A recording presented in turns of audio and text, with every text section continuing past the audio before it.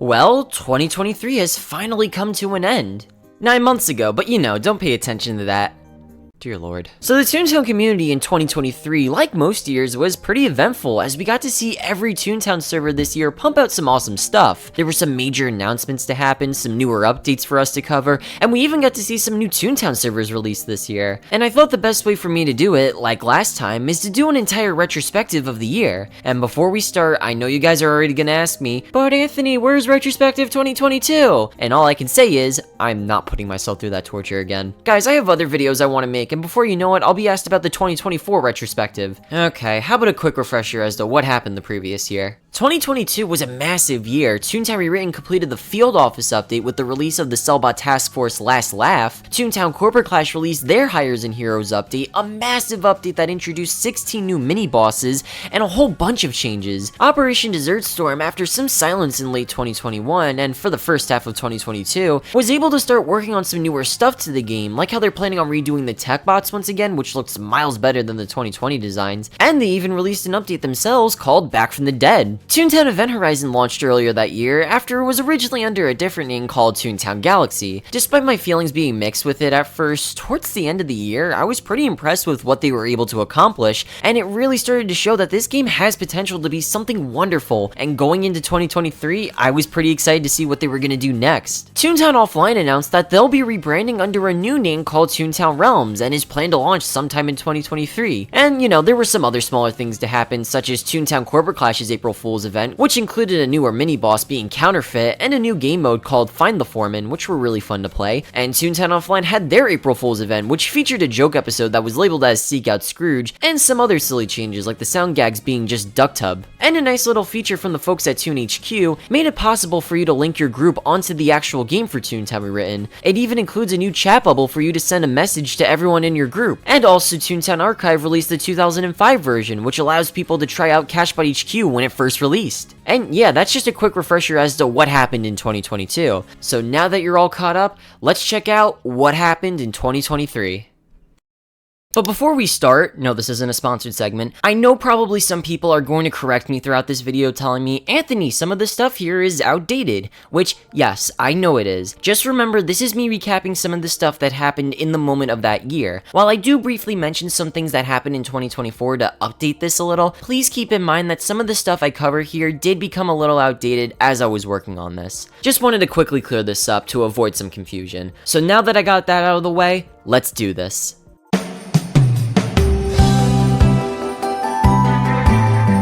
We started the year pretty strong with Toontown Rewritten as they were hosting an event called the Toon HQ Takeover. I'm not sure if there's any correlation to the Toonfest 2020 title, but it was a new event for everyone to participate in to help fill up the Gago meter. Now you might be wondering, how do you fill it up? Well, by killing cogs, of course. The more cogs you kill, the more the Gago meter fills up. The main goal for this event was to kill 2.1 million cogs in total. Throughout it, there would be 3 rewards you would receive. When the meter reached 600,000 cogs defeated, players were given a new name tag. At 1.3 million, you were rewarded with a flannel outfit, and at the final reward at 2.1 million cogs defeated, you would receive a top banana hat. Yeah, surprisingly this was never in the game, but they also revamped it a bit, which was pretty nice. The flannel outfit was also really cool. It would later be added to the Make-A-Tune for one of the outfits you can select. While it wasn't anything too special, it was just an event for you to fight some cogs and win some rewards. It was still pretty fun regardless to participate. All you really had to do was just play the game normally and you would win some cool prizes. But yeah, it was a cool way to start off the year. As a yearly tradition, Toontown Corporate Clash made a 2023 outfit to start the new year. It's always a nice bonus to get these every year, and like always, this one's pretty good. Next up, Toontown Realms showed off some teasers updating the game's UI. Previously last year in December of 2022, they showed off some new updates to the Make-A-Tune and clothing shop. This time, they've overhauled the Toon profile as it now shows a full body shot of your Toon, and the panel is much more blue and having your options on the bottom here. The redone UI looks pretty good, but if this shows us anything, it's that Toontown Realms is doing their own thing rather than continuing what Toontown Offline was going for. That being, making features closer to what Toontown Online was doing, or I don't know, that's what I was getting from this. They're going for a more updated approach with the game. But apart from that, they've been doing some other improvements, such as showing your toon icon on the map so people know where you are on the street, and a profanity filter for the game. So the changes here aren't bad, mainly just improvements and an overall introduction of what Realms is doing for the rebrand. Something new that Toontown Corporate Clash did on their Discord was add a new behind the scenes tab that shows some teasers on what they've been working on. Throughout the month, they showed 4 new teasers for the game, so let's take a look at what they've been doing. The first teaser shows the gags now going all at once. You don't have to wait for someone to do lure, then throw, then squirt. Everyone goes all at once, which is a really good change. And it makes the game a lot more fast-paced too. The next one's pretty strange. Apparently this next teaser is like a development tool they're experimenting on. It looks like we can possibly edit the stickers. I'm not too sure exactly what this is, but it looks like maybe some updates regarding them could be coming. Not sure. The next teaser shows throw, however it has multiple of the same gag present in here, as well as there now being 12 slots. It looks like this could possibly be an inventory system they may be planning on, which I'm not sure how I'd feel about that, mainly because it feels like there's not much purpose to it. Like, I don't know why have that as opposed to how it is already. I feel like that opens a whole can of worms in terms of like rebalancing fights and other aspects of the game just to accommodate this feature. I don't know, maybe when we learn more about this I'll understand what they're going for, but I don't really know how to feel about this. We didn't get any more updates with this feature for the rest of the year, so it looks like they're still trying to figure it out. And our final teaser is... oh dear, literally. So it looks like Toontown Corporate Clash is planning on revamping the tunes, which I knew that was probably going to happen sooner or later, but man, I don't know. Well, to be fair, this tune being shown here isn't too bad. The animations are alright, albeit a little stiff, and the eyes for whatever reason looking a bit strange. I'm very confused about what this tune is as well. It kind of looks like a fox with antlers for whatever reason. I mean, that is the fox noise, so I wonder what that's all about. Well, we didn't need to wonder about that anymore because Toontown Corporate Clash also dropped a blog post regarding this new feature. So, they reveal that the tunes are getting a huge change in the game. Instead of just picking a dog, cat, or deer, you will be given a base head and be able to go from there with how you want your tune to be like. Basically, you now have pretty much more creative freedom to design your own tune. In theory, this sounds like a really cool idea, but I don't know if I'm really feeling this right now, at least. I think what's throwing me off is possibly with how the tunes look here. That's not to say the customization part is bad, that's still a really cool idea. I just think the newer tunes they're showing here as an example make me not sure how to feel about this update.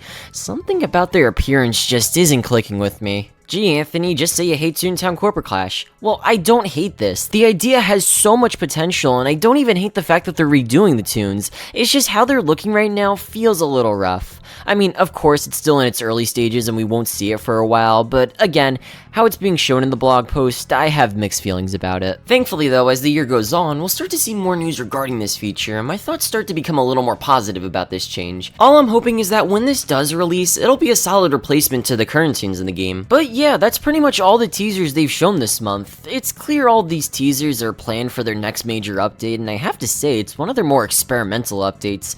A new way gags will be used, tunes being remade, sticker customization, and gags going quicker. You have a variety of new changes here, and it looks like they're trying to evolve the game by fixing certain issues and updating aspects of the game that have never been attempted before. This update is definitely going to be quite interesting when it releases. On the topic of Corporate Clash, they've released more rewards for the Gatekeeper, Pace Setter, and the Witch Hunter. The Gatekeeper has a whole outfit for you to collect, as well as some shoes. You could get the Witch Hunter's hat, and you could also receive the Pace Setter's guitar. These are some sweet rewards, especially the guitar. I hope I can snag that, because out of all of the new ones here, I would really like that one the most. But of course it had to be the super rare one.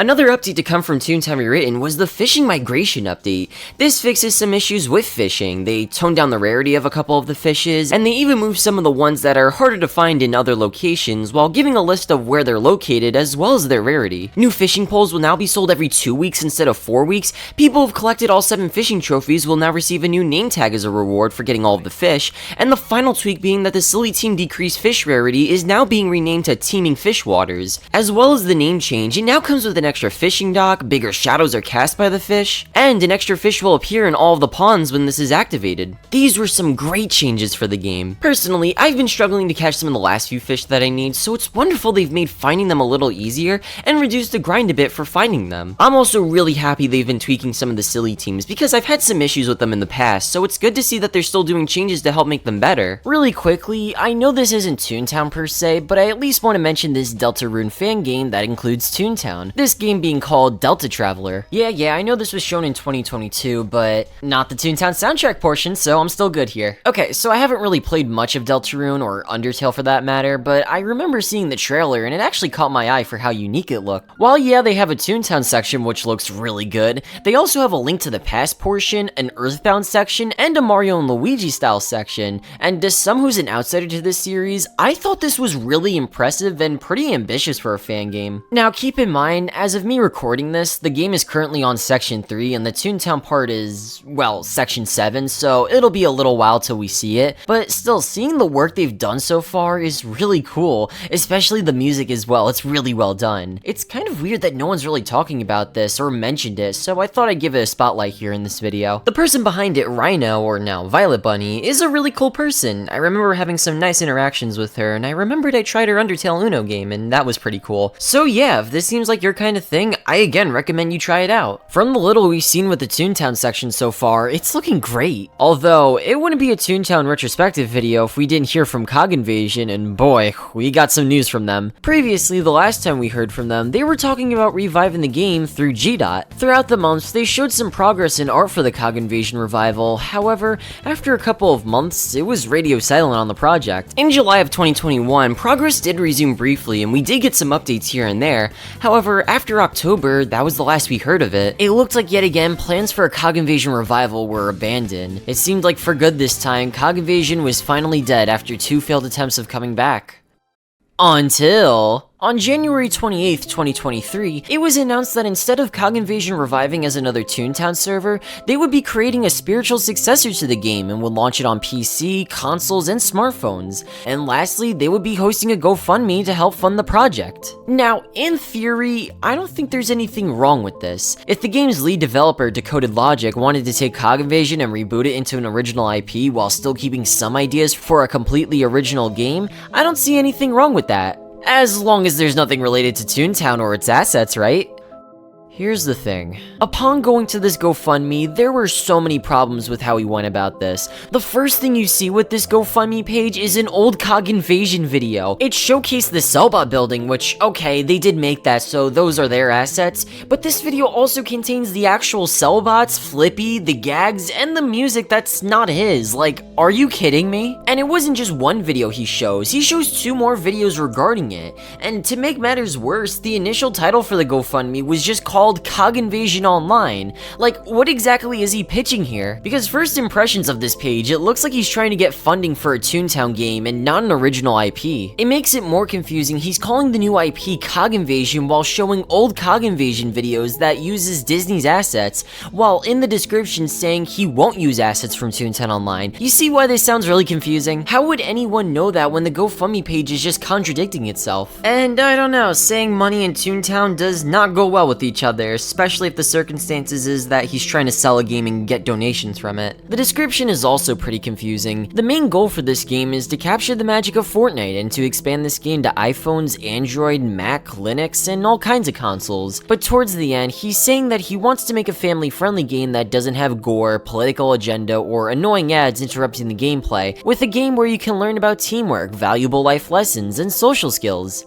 Okay, but this doesn't really tell us anything. That description could fit a lot of different games. That could even describe Toontown. And the next section here doesn't really tell us much. Explore a charming cartoon world, complete quests to level up and uncover the story behind the evil invading force, craft custom weapons and items, play exhilarating minigames, and work with players to recapture buildings.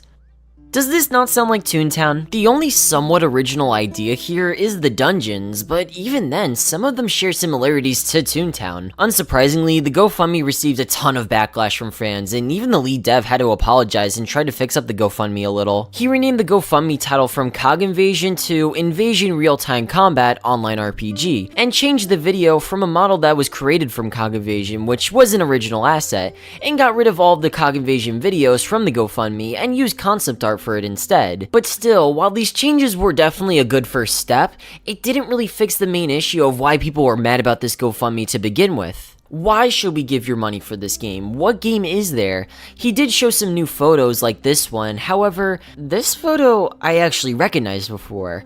I know this is the most obscure piece of Toontown trivia, which I mean that's my forte, but I remembered a Toontown game called Raztown, and their Discord had the exact same teasers from the GoFundMe here. Granted, this never ended up being put in Raztown, and the person who posted these teasers were also listed as a staff member for Cog Invasion at one point, so I'll give them the benefit of the doubt that they were allowed to use these, but it doesn't really show us much with the game. This image was the only original teaser I saw for the GoFundMe, but even then, it still doesn't tell us much about the game, and this teaser is still using Toontown Online assets.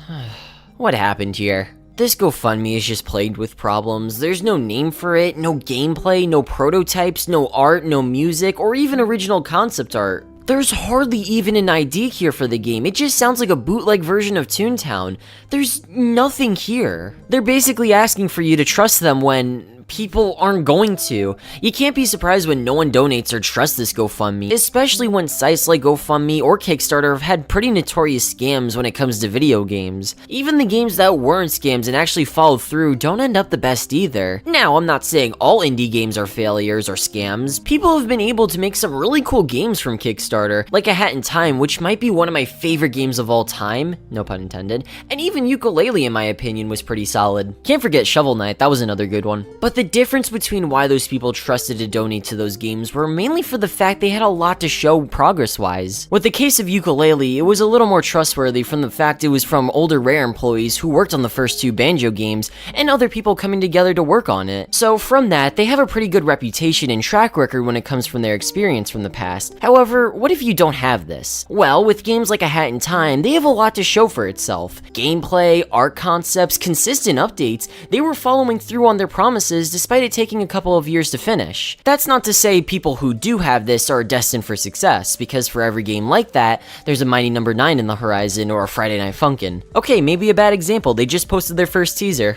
Wow. Oh, and great, and another week just released. Okay, that was a terrible example, my bad. While they weren't necessarily scams, they definitely underdelivered or didn't keep certain promises. And yeah, there have been many examples of games that turned out to be scams on Kickstarter, but it's examples like this where you need to set a good first impression of what you're pitching. People are not just gonna give money so easily as they did back then. You need to give us a reason why we should care. Everything about this presentation here, well, feels shady. There's no other way to put it. If I put my money into this, I would have felt ripped off. And given the track record of Cog Invasion Online, with the number of attempts it's tried to revive itself, both times they never released, so while the first attempt had some work done which looked pretty good, the second one didn't really have much to show. So with that said, with this third one here having nothing, why should anyone trust this? It's also worth mentioning that this Kickstarter doesn't really have any reward tiers if you donated, which I know that really isn't a requirement, but for a game, I think it's pretty smart to have some kind of reward if you donate to such a project. But I understand making rewards for something like this is pretty difficult. He did mention that there would be sometime soon, but that never ended up happening. Now, what would have happened if hypothetically they got the $50,000 they were asking for? Well, they were pretty straightforward to where the money would go. They were going to use the money to create their own assets, which should have been done from the start,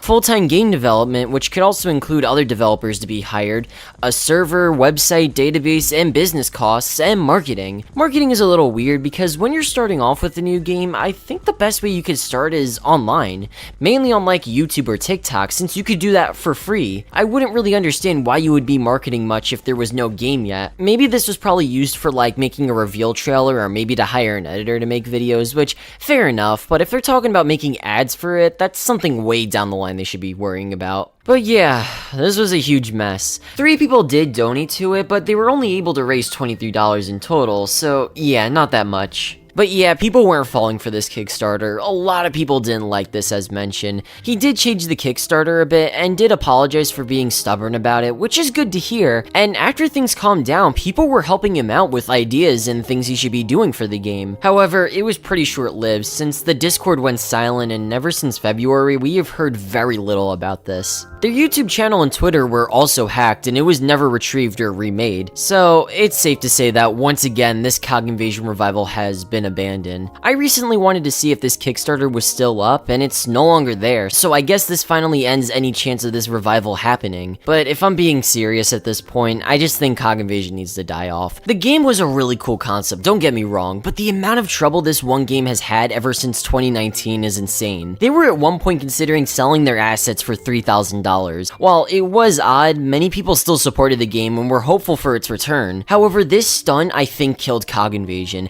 They lost a ton of support, many people left and denounced this and just felt really weird and messy. Unless the main developer is serious about this, he should just work independently for a little while and maybe get some people to help him out and get some stuff figured out before going public again. A lot still needs to be figured out. We need to see some work here before anyone can even consider giving money to this. I know money is very shaky in the Toontown community, which I totally understand, but if this is an original IP with original assets and has nothing to do with Toontown besides inspiration, then go ahead. But I can't stress enough what was shown here, he can't monetize. I know it's a year later and this situation is now like ancient history, but all I have to say is that I think Decoded's work on CIO is really cool and he made it what it is. I just hope that if he decides to tackle this again, that his pitch is a lot more thought out and more presentable, or if he's able to, make something that doesn't require crowdfunding. I mean, if it were up to me, I kind of wish CIO would go back to basics and release something that was pretty much what they were doing back in 2016. I mean, I don't know, despite it being pretty simple, I really liked that version of CIO, especially the minigames too. I would really love to replay Team Fortress 2 Toontown again. Actually, you know what, if you want to win me over, just re-release that version of the game and you have me. But yeah, will we ever see this game come to life? Honestly, I kinda doubt it. There's not been any mention of it, no update on the Kickstarter, nothing much. Maybe work is happening behind the scenes, but if not, I think it's finally time we leave this game in the past. Man, what a way to end January.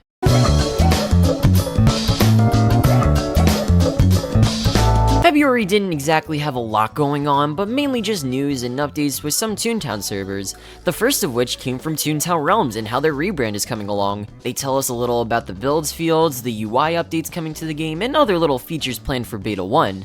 It's worth mentioning that last year, they announced they're splitting the rebrand into 5 parts, as each beta will have some big update to complete the launch for Toontown Realms.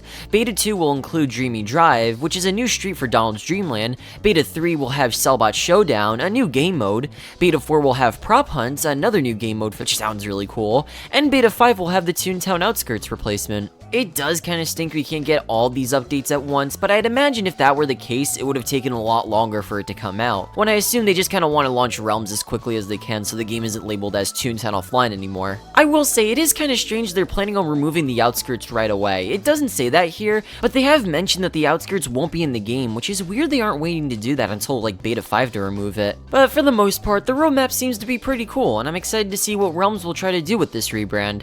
Although, it does sound like Beta 1 isn't gonna have exactly a lot to do, but I just hope that the other betas will come out at a steady pace when it releases. On the topic of Realms, they released some newer music on their YouTube channel, being the main theme, and the track sounds pretty good. Toontown Archive came out of nowhere, releasing a newer version of Toontown Online, being the 2006 version which contains Lawbot HQ, or how they like to put it, the Stormcloud version of the game. Now, I'd like to talk about it or even get to play it to show you guys my thoughts, but I can't because Toontown Archive for whatever reason never likes to have any of their games live besides the 2003 version, so it's gonna be a little tricky for me to talk about this one. But looking up some YouTube videos of people playing it, it's pretty much the same thing than what's in Toontown Rewritten or what we got in Toontown Online. Despite a few things and bugs, it's pretty much the same thing. But most people are playing it for the novelty of having access to Toontown Online from this time period, and it's really cool being able to play a pretty early version of the CJ and everything else Lawbot HQ had to offer. It's also just nice to have this too. We now have 2001 through 2006 Toontown preserved for anyone to try. Besides 2002. I just hope that Toontown Archive makes their servers live again because I would really love to play it sometime. Hi everyone, Future Anthony here. The 2006 version is now live again, and I tried it out and yeah, it's pretty fun. I mean, it's literally just Toontown Online, but now in 2006, but it's pretty cool to try out. Something pretty big to happen with Toontown Rewritten is that they announced after a 3-year hiatus, Toonfest would finally be coming back. Sadly, during the pandemic, the original place they went to, Replay Effects, was closed down forever in 2020, which made it uncertain where Toontown Rewritten would go to their next one. Thankfully, they were able to settle it with MomoCon, which they'd be hosting it from May 25th to the 28th, which is pretty awesome they were able to settle on a location. They always do a bunch of fun stuff for it, like announcements for the game, the demos they show off, and some other cool things for people to do that that attend. I'm hopeful this Toonfest will be pretty good in terms of the announcements they have, because they always love saving their big news for that time. I can't wait to see what they do. But now on to Valentine's Day. There isn't a lot going on here besides just some Valentine's Day cards Toontown Rewritten and Toontown Corporate Clash create for their social media. Although I think the most interesting thing to come out on Valentine's Day was these teasers from Toontown Event Horizon. They showed off a new holo card ability, being the Guardian. This helps you block an attack that's being targeted towards another player, which you take the damage for. I think it's a pretty helpful ability to have in certain situations. If you need to help cover someone who's low on laugh, this would be the perfect thing to use in that moment. I really like how creative they've been getting with these holo cards. It makes me incredibly excited to see what they'll do next with them. They released a second video just days later showcasing concepts and models to look for 3D artists to join their team. They show off the shark and turtle tunes, and something interesting about this video was the fact that they've been giving brand new eyelids, which looks super neat. I love this change. It's a great way of updating the tunes slightly. They show off the Astrobots here, the ground control, and the Astronomer again. Ground control's model looks really good too, and while I haven't been the biggest fan of the Astronomer, she actually looks a lot more improved in this clip we see of her. Honestly, she looks pretty good. Also, just to clarify, I don't hate her design, it's just the moments that Event Horizon has shown her in the game, the Astronomer was looking pretty rough, but I have to say, she looks a lot more improved, and it's cool they fixed her up. So yeah, some cool little teasers from Event Horizon, and it's nice to see some more progress regarding the game. They've done the unthinkable for a newer Toontown server, and they're actually teasing things that aren't just concepts and music. I'm excited to see what else they plan on showing off this year. And that pretty much wraps up February. A pretty slow month in terms of much happening, but not every month is gonna have a lot going on.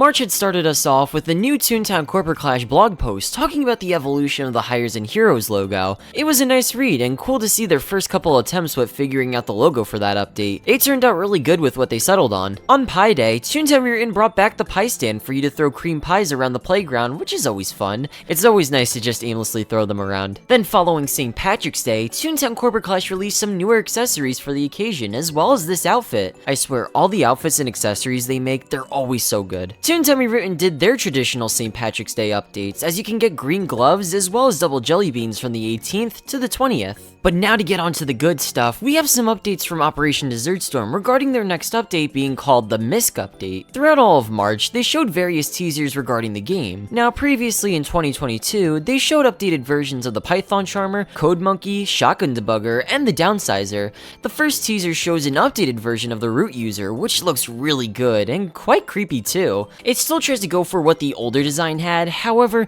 they've updated his model, fixed the texturing on him, and changed his hat to be more dark purple and have a tree, which is a way better touch. Especially from changing him to blue to brown, I think that works a lot better for him. The installer wizard here was pretty odd. It's a lot more simplistic than his previous version. He has no face, they've recolored his beard to be purple, and his hat is a lot less pointy. In a way, he kind of feels like a downgrade compared to the original, but for some odd reason, I actually do kind of like this design despite it not being better than the original. Thankfully, they did mention that this wasn't the final design for him and they were just experimenting with the installer wizard, which is nice to hear. Considering what Operation Desert Storm has made in the past with their other tech bots, they could definitely do a lot better with the new installer wizard, and as we'll see later on in the video, they would. They show off some remade gag models like the big magnet, the lipstick, and some throw gags. A nice little improvement for the gags, they all look pretty well. We're also shown a teaser for the Cogbat. I'm not exactly sure what you would call this, but I'm just gonna call it a bat cog. I'm pretty sure this was for the Halloween update, as he was supposed to be like an attack, but for whatever reason they never got to add him, so it looks like maybe this year we'll finally see him in the game. They even mentioned some features that weren't shown but brought up in a poll. They bring up the fact that a new logo will be coming to the game and a Cog Battle Arena. Both sound pretty promising, especially the Cog Battle Arena.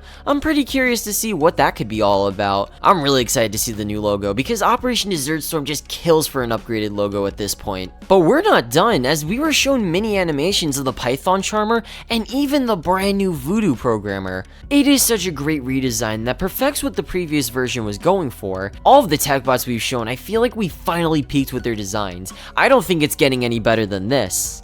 Okay, well, maybe besides the installer wizard, but you know what I mean. Overall, all these teasers were really cool. It's awesome they've been doing a lot lately to help make the game look visually better, as well as providing us with newer experiences such as the Cog Battle Arena that they name dropped. I'm sure that'll be a pretty big feature. So far, the Misc update sounds really promising. I'm excited to see what else they plan on showing off or offer with this update. Toontown Corporate Clash teased this nightmare fuel of a sound effect. This is something you do not want to hear in the middle of the night, but it sounds like whoever this could be might be featured in the next update, possibly in the April Fool's update. Although speaking of that, it was announced that this update would not be released on April 1st, rather, it'll come out sometime in April. It does sting a bit that we'll have to wait longer for this update to release, but remember, Corporate Clash always makes the best April Fool's updates, so if we have to wait just a little longer, then that's fine by me. But in the meantime, they posted another teaser showcasing what looks like the club president with a nuclear label on him. I wonder what that could possibly mean. But on the bright side, Toontown Realms was almost ready to launch as an announcement was made saying that they were putting the final touches to the game and the patch notes were available. It's pretty cool to see that Toontown Realms is finally going to release. But in the mix of that, a full-on war was going on with the Toontown community and the Wizard 101 community. Alright, let me explain. So the Twitter account Virtual World History decided to do a little tournament with pretty much all of the older MMO games to see who would win. There was Club Penguin, Pixie Hollow, Nicktropolis, Pirates Online, Monkey Quest, Neopets, Movie Star Planet, and of course, Toontown Online. Originally, Toontown lost the first round to Club Penguin, but after the creator realized they shouldn't have put them against them in the first round, they decided to rework the tournament a little to give Toontown Online a fair shot. Toontown would win against Bearville, and in a surprising turn of events, when they had a rematch against Club Penguin, they would actually win. I guess because since there was more eyes on this tournament, there was more support for Toontown winning that round. Surprisingly, Toontown would do pretty well. It also won against Moshi Monsters, and was able to beat Littlest Pet Shop Online in the semi-finals. And while that was really cool that Toontown was able to prevail for so long, the game that they would be going against in the finals was Wizard 101. Now, Wizard 101 is a pretty popular game. I'd even argue that it's a lot more popular and well-known than Toontown. And they were a huge powerhouse through this competition too, so it seemed highly unlikely that Toontown was gonna win this. Although, they didn't go without a fight. The main reason why I'm talking about this tournament in the retrospective video is because of the chaos that would spawn from this poll. When this went live, all hell broke loose.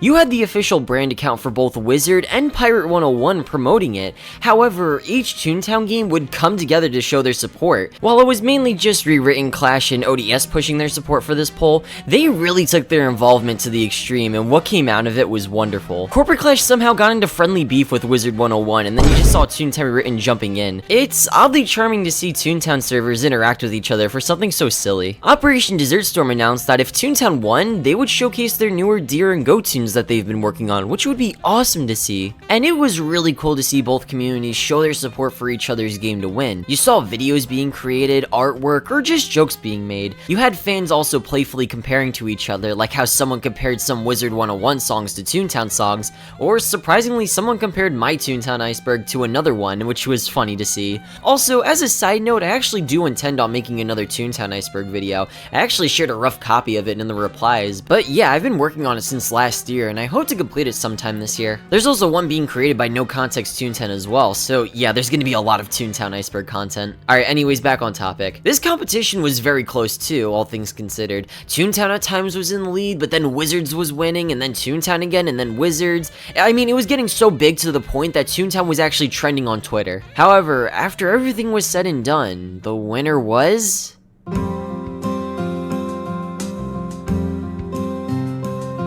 After both games took the lead throughout the day, it was insanely close, but the true winner of this tournament ended up being Toontown. Yeah, I'm not sure many people were expecting that either, but it was really crazy to see that happen. I know this is just a poll and it might sound strange to obsess over who gets the most votes, but I don't know, having everyone from their own community come together to help with this poll is just such a crazy thing to see happen. You had all the Toontown servers teaming up with each other just so they could pull through, and well, I guess they were able to do it. Of course, all of this is just playful behavior. I'd really hope no one's taking this too seriously. It's just something for fun to see who would get the most votes. Something sweet that Corporate Clash did was made this art of the Witch Hunter and the Wizard from the game as a way of saying good game to each other and that there's no hard feelings. And as promised by Operation Desert Storm, they previewed the new deer and goat models. First off, the goats look superb. This is the same kind of quality you'd expect from Toontown Rewritten from how good this looks. And now the deers, on the other hand, they look a little odd. Not bad by any means, but it still does look a little unfinished. Hey guys, this is Anthony in 2024. They actually ended up fixing the deer models in one of their newer teasers, and yeah, it looks a lot better. I'm glad they were able to fix this one up. It's also really impressive that Operation Desert Storm was able to create a good looking deer despite the fact that 50 other versions exist. So I bet this was a bit of a challenge to perfect. But yeah, they're both coming along pretty well. Moving over to Corporate Clash, they started to release some promotional material for their April Fool's update, a blog post called The Mystery of the Duck. This blog post begins the ARG for this update as Mac talks about how there's a new manager in the page called HR. Well, not even a couple of hours later, people were able to figure out his username and password on the Cogs Inc. website. His name was the High Roller. If you check out his page, it'll provide you some information regarding him and generally just some lore regarding the High Roller. It's really interesting to see that he gives off major player and duck shuffler vibes.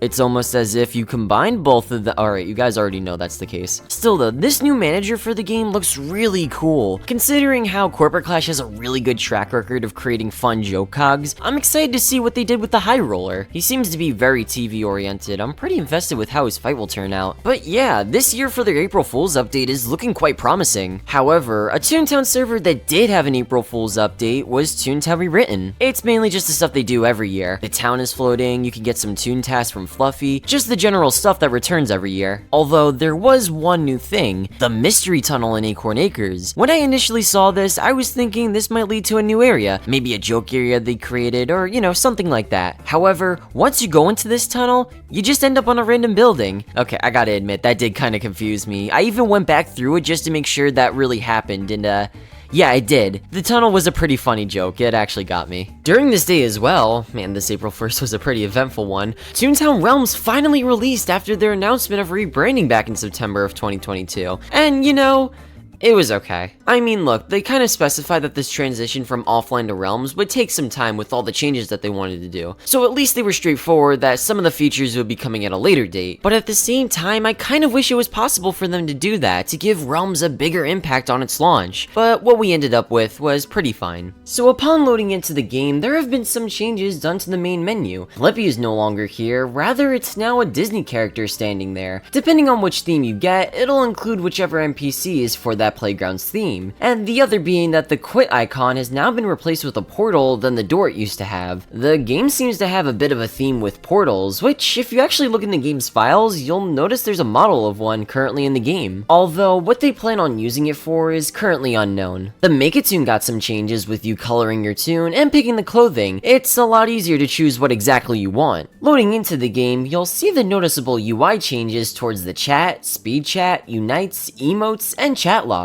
Towards the bottom, there's a section for different camera controls like orbital, first person, classic, and a shoulder view. There's a map now for playgrounds, which is pretty cool, although they never made a map for the other playgrounds, which is odd. I hope they get around to doing that sometime, since this is a nice detail. Then there's the magic menu, which allows you to go to different playgrounds, place your props. You can even create your own builds field that allows you to select a variety of themes for you to create whatever with these props. It's basically a canvas for you to do whatever you want in this open field. And also in this menu, you have the ability to mount your car. There's also a button for party games and a section for notifications. Although one major nitpick I have is whenever you immediately log onto the game, it always gets in the way of you picking anything in this section, and you always have to click off of a million notifications just to use it. But yeah, if you missed any notifications, it's now all here. The social icon allows you to see your friends, as well as having a new display for them when you click on people's toon, which is also pretty nice. And of course, the sticker book has a newer icon icon, which is pretty neat. They've also made going through the game's spellbook easier, which, thank God. It can be kind of a hassle to work with sometimes. There's this newer location in Donald's Dreamland called Dreamy Drive that's this newer section to the game. Well, not really, as it's been in the game for a little while, but now it has its own dedicated tunnel. But yeah, that was Toontown Realms' Beta 1. Just some improvements, changes, and other additions to this update. While there is a lot of good here, there are changes that I'm not the biggest fan of, to be honest. Like I've mentioned, they removed the outskirts, and yeah, while it wasn't a perfect area,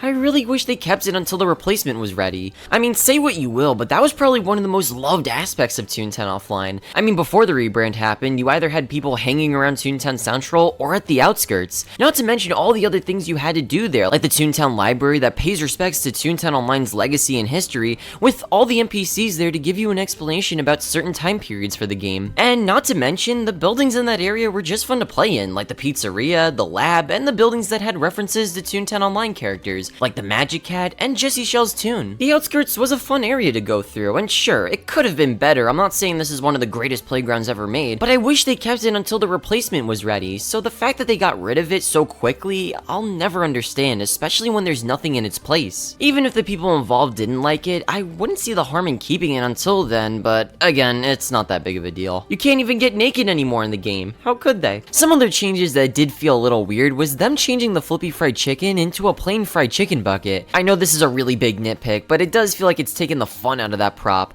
and weirdly enough, the bottom feeder trash prop is now gone. I'm not sure if it was buggy to use, but for whatever reason, it's now gone from the game. And currently, Dreamy Drive feels weirdly pointless. Like, I understand the next beta will have more of an expansion to it with the release of the street, but as it is, there's like nothing to do here. There could be something related to the cash bots with the high rises in the background, but it's anyone's guess to what their plans are with it. And also, I can't tell if this is a bug or not, but for whatever reason, the Toon Fields Hub is labeled as question mark, and is now just a literal void area. I mean, I'm assuming it was an accident because it was working in the game at one point, so I'm not sure what that's all about. I guess at some point they must have accidentally removed it. But yeah, that was beta 1. Again, it was alright, but I just hope we get to see the release of the other betas pretty soon, because while this update was nice, it makes me want to see more from Realms. I have a lot of desire to see the next few betas and how they'll change the game up, because currently there isn't too much to differentiate Realms to Offline besides a couple of things here. There's ideas here that are being set up, but we aren't fully there yet. Hopefully by the time they complete all of the betas, we'll finally have a feel for what Realms is going for with the rebrand.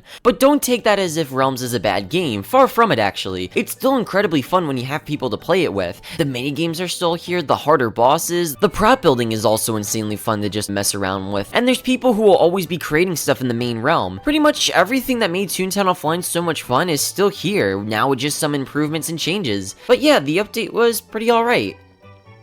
Oh god, 20 dogs here. Okay, I just want to talk about this real quickly. I'm sure no one here besides a select few people will understand this, so let me briefly talk about 20 dog. So you know how like I have a Discord server and people's communities have their own inside jokes and whatnot? Well, back in summer 2022, mainly July, my friends and I started to use an emoji I had in my server that was this image. Now, after some digging, I remembered this was an image by Poppy Cheesy Corn posted on his Twitter of the Toontown 2 dog with a really long snout. So I thought it'd be funny to have that image in my Discord server in 2020, although for whatever reason, it wasn't until 2022 that people started using that emoji a lot. Also, the reason why it's called 20 dog is because Discord wouldn't let me label the emoji as 2.0 dog. So yeah, funny joke, but then it started to get out of hand. We then started to add 10 dog, then 30 dog, then 40 dog, and 50 dog. 60 dog was where we drew the line. But it oddly started to get weird how much this joke started to spiral. At the time, I was seeing people create their own videos of this image. There was a full-blown animation made of it, and it would also pop up if you just typed in Toontown in Discord gifs for some reason. And then somehow it just spread over to the Toontown Realms Discord. They even made their own emojis for it, and eventually they added him into the game under the cheesy effects. And also, they added him as an icon for your profile as well. So yeah, in all honesty, I'm quite shocked at how far this was taken. And I know this joke is long over now, and I don't really want to sound like, you know, it's crazy that 20 dog meme is like absolutely still massive. But still, at the same time, it's kind of funny how big this joke got, despite it just being an image of the Toontown 2 dog. But yeah, some fun backstory as to why it's here, I suppose. Anyways, now that I'm done talking about a silly dog, let's talk about Roblox. Our next thing to cover is not exactly a Toontown server, but a Toontown Roblox game called Toon Universe. Now, I've had this game on my radar for a little while. It was teased all the way back in 2022, and one of the first things I saw with this game was that it would be having tech bots, which I thought was pretty funny. 2 Toontown games that have tech bots. And what also caught my eye was, it was a Toontown game in Roblox. Most Toontown games that are posted on Roblox aren't really the best, or are just... ugh, don't show that. However, this one looked pretty promising and well developed from these teasers, so I was open to trying it out once it released. On April 24th, Toon Universe would release its first alpha. I played it and... it was alright. Yeah, 2 alrights in a row. It's very short, I beat the whole game within 1 hour, but then again, it is a Roblox game, and this is also supposed to be the game's early alpha, so I'm not gonna judge too much here. However, despite the short amount of time it takes to beat it, it's actually really fun to play. You have some toon tasks for you to complete, fishing, newer cogs to fight, it's not too bad. The gags here are basically the ones from Toontown Online, but their own version of it, I suppose, like Splat is Throw and Rumble is Sound. They also have 3 other tracks for you to eventually unlock, like Boost, Whack, and Trap. You could choose between a couple of animals, dogs, cats, duck, monkey, or a moose. I chose my signature cat, of course, and as you load into the game, you'll be asked by Lulu to go to the Toon headquarters to get some tasks. And that's really all the game is, get some tasks, complete them, and put it towards your stamp book. While all of these tasks are pretty fun to do, it gets a little repetitive at times. It's either asking you to kill some cogs or go to the shopkeeper and they'll ask you to kill some cogs. They did switch it up from time to time, like one of them tells you to go fishing for one of the tasks,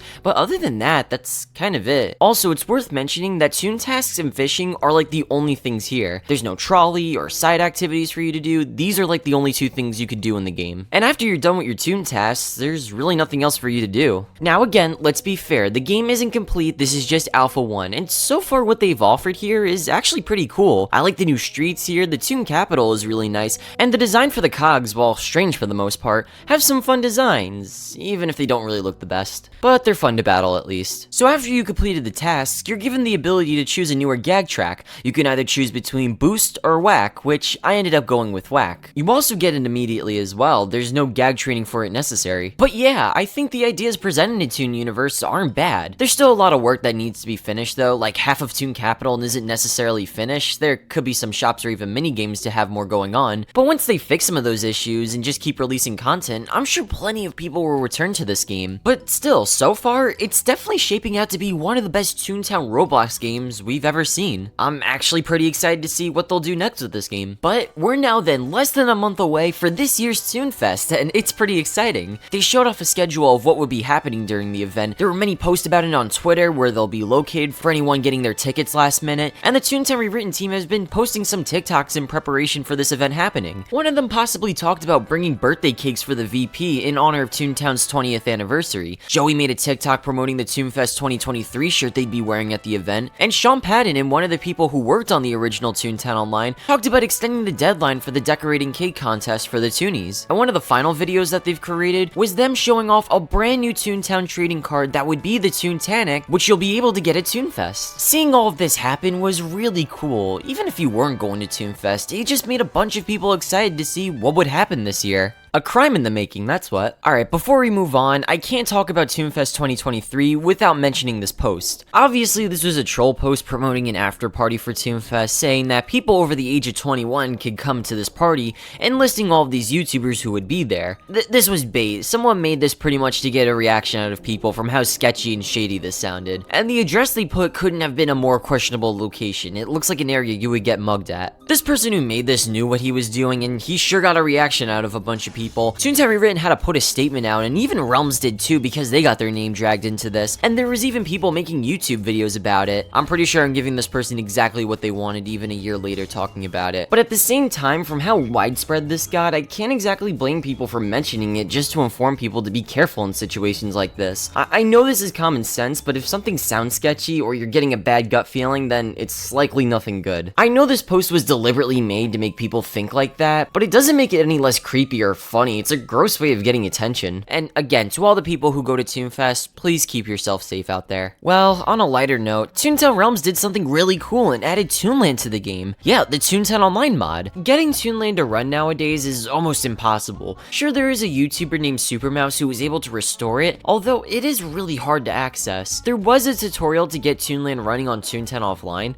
however, that method is no longer possible. But Toontown Realms was able to add it into their game, and it's probably the most exciting accessible way to try it. All you have to do is use the command TPTL and you're there. It's pretty faithful to how it was back in Toontown Online. You have the shops, buildings, and a party area which are functioning. Even the picnic table too. They even have the streets here, which I wasn't expecting. Although the names for all the buildings don't really have a name, which is fair. I guess since 90% of people making videos about Toonland, the streets never appear in those, so it's a little fair that they don't know what they are or weren't able to restore that. Although Nutty Place isn't here, which is odd. It's a pretty simplistic path and it doesn't really matter if it's here or not, but I kinda hope in the future we'll see that return. Now the area itself is pretty faithful, except for one thing that is missing, the Toonland shop. I'm pretty sure it never worked. I think its only purpose was to fill in this gap in the playground. Plus, you could just add it yourself if you really wanted to. And speaking of buildings, there are some versions that contain the whole area surrounded by buildings. Although, again, if you really wanted to do that, you could just do it yourself with the prop builder, so there's always that solution to it. But yeah, it's wonderful they were able to bring this into the game. I'm finally happy to try this area out for the first time. Toontown Corporate Clash was doing everything they could this month to keep the April Fool's update hype going. I mean, I think they were really past the point of calling it that, but they provided more teasers on their Discord. One of them showcases some plants.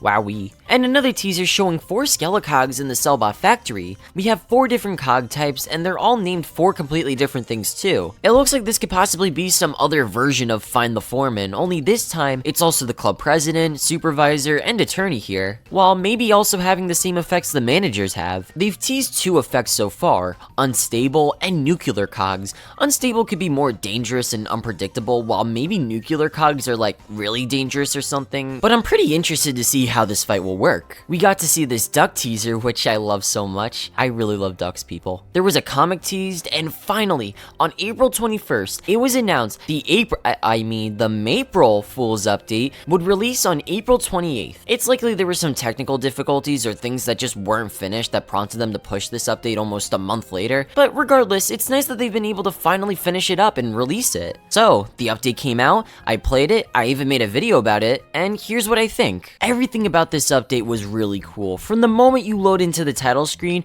you can already tell we have a great update on our hands. I just love the fact that the major player and the duck shuffler are here in the title screen just having a good time. Even getting yourself to the lobby is so nice. You have these lowballer ducks to take you, and the sounds they make are so adorable.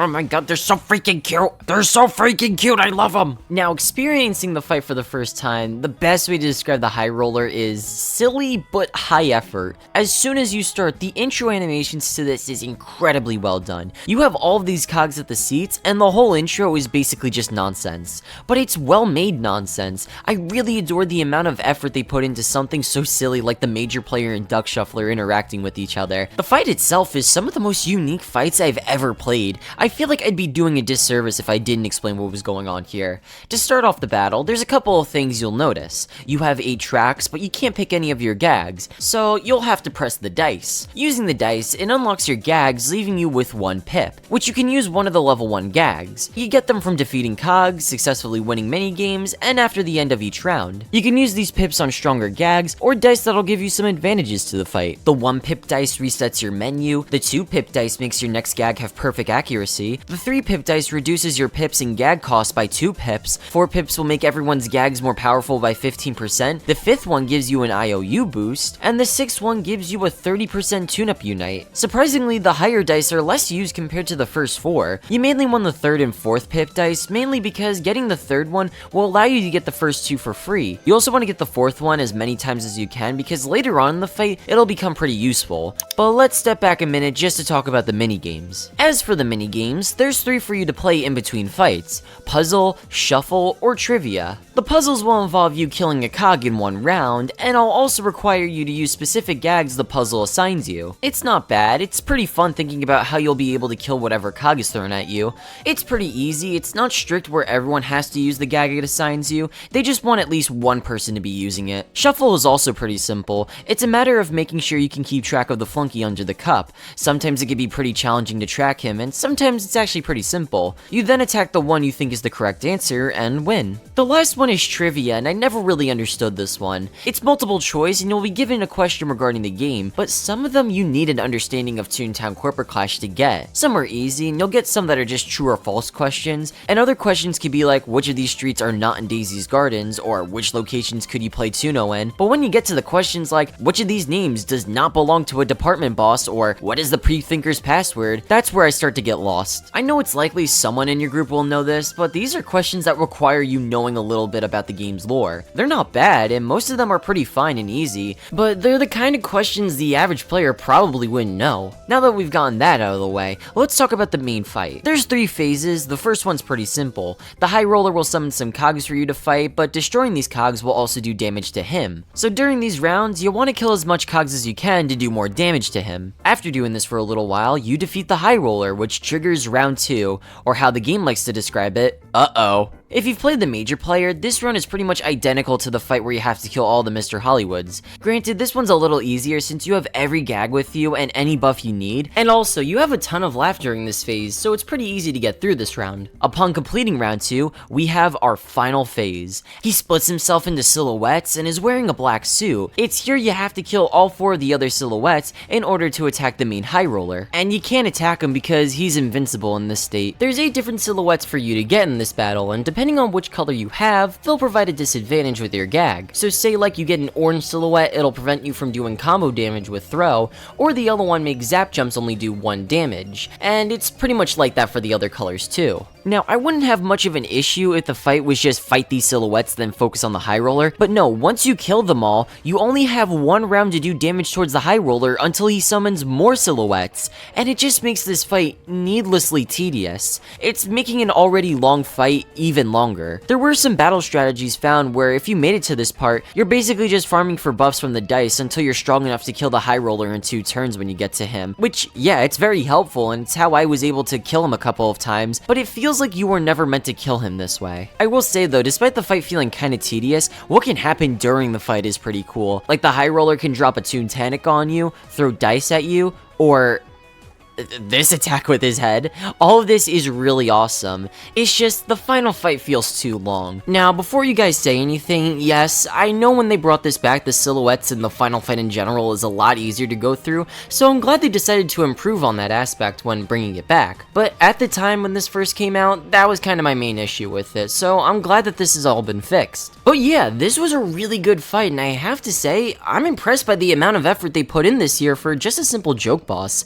This was some great stuff. And also, I can't help but adore this outro for the fight. This was pretty cool. The high roller also offers some rewards. However, unlike the managers where you'll get them by chance, here you get them from killing him a certain amount of times. If you kill him 1 time, you'll get his sticker. If you kill him 2 times, you'll get a low baller hat. 3 is the low baller glasses. 5 is the dice roll sticker. It's really fun to play with this since it'll give you a random number between 1 and 6. This would be a perfect thing for like game shows or something. Someone really needs to bring that back in Clash and use the dice roll sticker. 7 defeats will give you a high roller suit, and doing 10 will give you his hat. And I did all 10 because I really wanted that hat. But yeah, the rewards they offered were pretty nice. I'm glad you were able to receive them by defeating him a certain amount of times rather than getting it randomly. However, this is just half the story, as also featured in the April Fool's update is a new mode that's inspired by Find the Foreman, this being Find the Family and Overclock Face the Family. To start off with the more simpler variant, Find the Family is basically just Find the Foreman, although this time it features the other facility managers. It's pretty simple, you fight each wave of them until you find the actual family. It's a nice mode, although there's not much of a reason to play this compared to the overclocked version because unlike that, you can receive some rewards by playing it. But what sets apart Overclocked Face the Family is that you're fighting more powerful versions of the supervisors that contain abilities found in the other managers in the game. There's 24 different variations of them for you to battle, so you have a variety of cogs for you to defeat. There's also unstable and nuclear cogs. Unstable cogs will shift into different managers each round and will also be twitchy. It can sometimes be a good thing when they change since since it could provide an easy manager for you to deal with, or an even worse one. Now, nuclear cogs you'll experience towards the end, as these are basically like regular unstable cogs, but on steroids. They have 8 times the amount of health and 2.25 times more damage. Now, while this is a cool concept of a battle, initially when this was released, I was having a ton of trouble getting through this. Now, I know this is the 2023 retrospective, so let me make this clear. At the time when this came out, there were a ton of issues I've had with it. Granted, ever since the reintroduction of this in 2024, they fixed a lot of my issues, but at the time, let me tell you my experience. Now, this might be in part because this was a new update to a lot of people and there wasn't really any clear strategy to follow, but when I played this, I had a ton of trouble progressing with it. Now, personally, I have a general understanding with how the managers work, and I know some of you will believe otherwise after everyone saw this video, but I can assure you, I've had a feel for how each one behaves. Now, while I do like the idea of the Skelecogs possessing their abilities, this was just hard for me to get through and even figure out,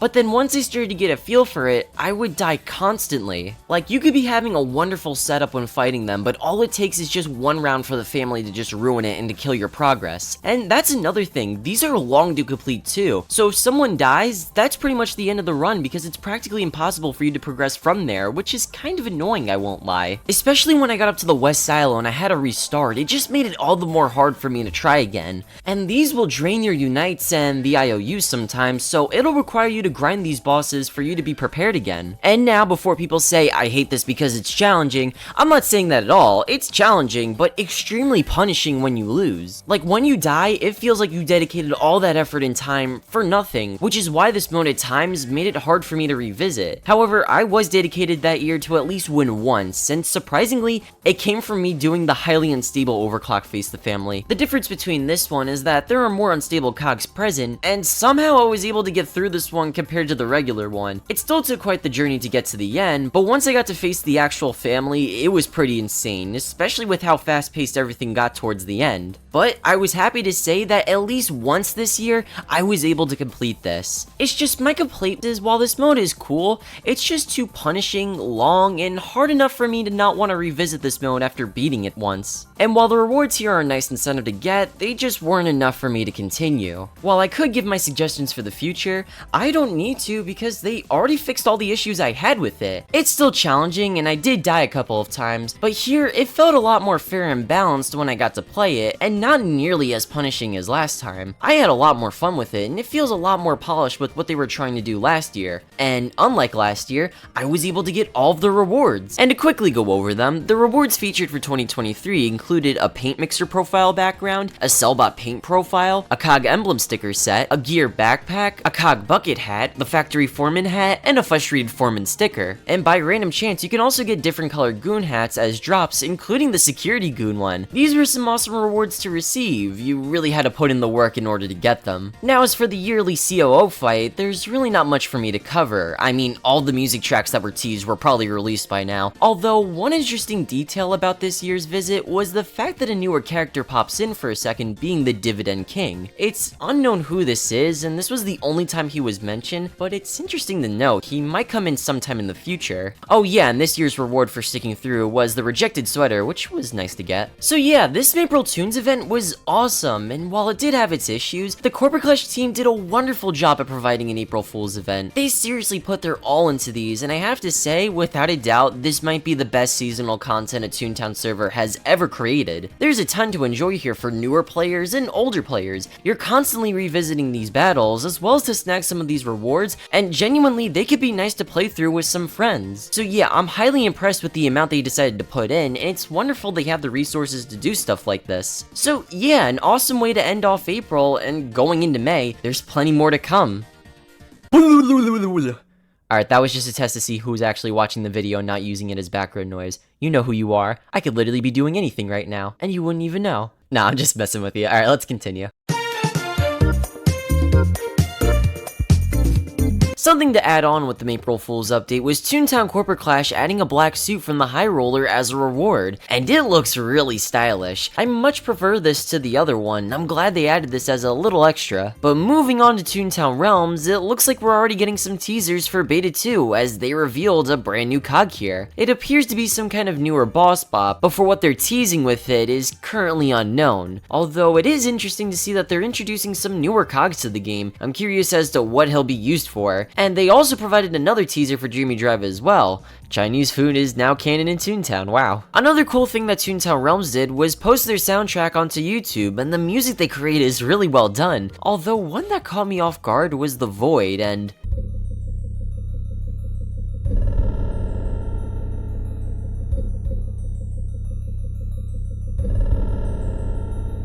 geez, since when was it that creepy there? Well, something cool that did happen was some lost Toontown Online texture packs being found. I thought it was worth mentioning since it's kind of a scary thought to think that some of these texture packs could become lost media. Like, I remember struggling to find a certain texture pack from my own video about it due to how old some of them were, so I think it's very necessary we try to preserve them since they're a big part of the game's legacy. So it's wonderful that they were recovered and fully archived for you to try here. And some big news coming from Corporate Clash was the fact that they unencrypted their models. Now, I somewhat understood why they kept them locked, but at the same time, never really understood the reason. Yes, it is their work, and they do have the right to keep it private, and yeah, there was a point I'd like to say from like 2015 through 2018, people were just kind of prone to stealing assets from servers and using it for themselves. I mean, you had games like Operation Desert Storm that were also keeping their models locked, I'm sure for similar reasons, and also the files could provide some spoilers that people may not want to see. However, at the end of the day, I don't really think anyone had any malicious intent with using these models. If anything, people just wanted to use it for like practice or to create something cool with it like images, videos, or animations, which I've always yearned for because creating Clash thumbnails are a nightmare when there's like no tool for you to use or anything that they could provide as an alternative. I mean, they did for like a month, but the website got taken down and it was also locked behind their partner program, which was kind of annoying. That was the only way. Like at one point I was even seeing people recreating some of the characters themselves, which by the way, this is a fantastic recreation, but it's awesome that Corporate Clash finally allowed their fans to gain access to them. And I have to say, this might have been the best thing they've ever done with all the creations people have been making with them. They're just amazing. So yeah, this was great that they finally allowed this. Alright, but with that out of the way, let's finally talk about Toonfest 2023. In 2024, but this video is still in 2023, so that's okay. Before we start, something cool that they did in the game was change the cream pies for the VPs into birthday cakes, and the birthday cakes have an all-new model too, and they look fantastic. So, you know, something cool for people to do at home. Alright, now let's move on to actual Toonfest. So as for day 1, there's not a lot to talk about since that's more of a setting in day, but skipping forward to day 2, that's where the real stuff happens as they're hosting their main panel. And of course, you already know I had to get dressed up for the occasion. The main panel was especially interesting considering that field offices are over and that they were kind of stuck with talking about it with their last 3. I'm sure everyone was wondering what could they have planned for the game's future. And well, they didn't disappoint. They first showed off a video of the game's retrospective for the past 10 years, which was an awesome introduction and debuted the game's new logo for their 10-year anniversary. And then Flippy shows in, which was cool, and everyone in attendance would be receiving a Flippy plush. Oh, is that so? It should have been me, not him! It's not him! The plush itself is really cute. It's insane how detailed and perfectly designed this looks. They did a fantastic job with it. However, I am pretty upset I can't get one because I would kill to have a Flippy plush. That's not a joke, by the way. I would do that. Alright, looks like we're getting our first new announcement, a Toontown trailer similar to those interview commercials Toontown Online did, which was a nice callback. And look at that, it looks like a new Toontown update is coming that'll replace the Skelecog supervisors with actual original cogs, labeled as Under New Management. These newer cogs, the club president and the clerk, look incredible. They perfectly match the style Toontown Online had while still being something entirely new and looking fantastic. I'm sure you guys already know everything there is with Under New Management, so we'll skip ahead here, but at the time, this was an awesome showing, and an update I'm glad that Toontown Rewritten was deciding to tackle. They also mentioned a demo being playable after this showing, so that'll be pretty cool for us to briefly look over. Right after this announcement, another trailer was shown, and Oh my god, they're bringing back Toontown Retextured, but now under a new name called Toontown Remastered. This looks incredible. The art they presented so far to Donald's Dreamland looks amazing. I like how the textures aren't just trying to replicate the older ones, but their own new take on texturing the tunnels and the buildings. They're still doing that with some other textures, which I think is perfectly fine. And look, they even gave the pillow and the HQ and other objects the ability for you to walk on them, which is awesome. They expand upon their plans with this update, how they're also redoing the game's music and getting rid of recycled music tracks in favor of brand new ones. And if these changes aren't up your alley, they still provide you the option for you to still have the classic textures in the game, which was nice that they did that, because there definitely would have been that one guy complaining about it. They also reveal, unlike last time they attempted this, that they'll be releasing these changes one playground at a time, starting with Donald's Dreamland, which I think is a completely fair way of going about this. I think the struggle originally with Toontown Retextured was providing all of the playgrounds being redone all at once, as like one big package. However, I think the Toontown Rewritten team realized just how big of a task that was, and that they knew they just couldn't do that, or if they wanted to do it, it would take time away from their other projects, so releasing like this is perfectly justified. I know it would have been nice if they could do it all at once, but that's being pretty unrealistic. And also, this will be featured in the Toonfest demos as well, so that's pretty cool to see too. Another announcement to come from Toontown Rewritten was not exactly an update, but a project called Gags and Gears for Good. So what this is Toontown Rewritten making their merch more accessible through this project due to how Toontown merch nowadays is skyrocketing in value, like on places on eBay and everywhere else that's selling Toontown merch. Like, I'm not even kidding, the dang Flunky bobblehead was being sold on eBay for like $20,000. I could ramble how far gone Toontown merch has become to collect, but this project is meant to be a way for people to get their fix through it. Although the elephant in the room here is, how could they do this without gaining any money? Because as we know, Toontown and money, again, don't go well with each other. So the idea is that when you would buy something from this program, the money would go directly to a charity without the Toontown Rewritten team even touching it. And once this project is more complete, they'll start to announce charities they'll be working with. They show some items that would be a part of this, such as the pie tin topper as an actual hat, a birthday cake bag, a Toontown shirt with gags, a sad Toon mug, and a Donald's Dreamland blanket. Now, me personally, just take my money! This is something I would happily support. I love Toontown merch. I seriously cannot get enough of it, and if they're willing to make a program that can allow people to buy some while Toontown Rewritten isn't taking the money and it's going to a good cause, then by all means, they should go for this. The amount of people who are just as eager as me to get Toontown merch, I think the amount of money they'll be able to raise for charity would be a lot if I'm being honest. Again, if Toontown Rewritten has the right precautions with handling this program, which knowing them, they're very careful with this stuff, I 100% think they should do it. It's a win for everyone with something like that. I'm hoping they bring the Flippy plush and other items to be a part of this project. I need him. Don't make me kill 2 people over it. Now for our final announcement, you know what? I think it's just best to show my reaction than explaining it to you. Oh no, don't tell me. Is it something with the map? QHQ. Sea monster sighting? Oh no! No! They're unveiling the cloud? Oh! They did!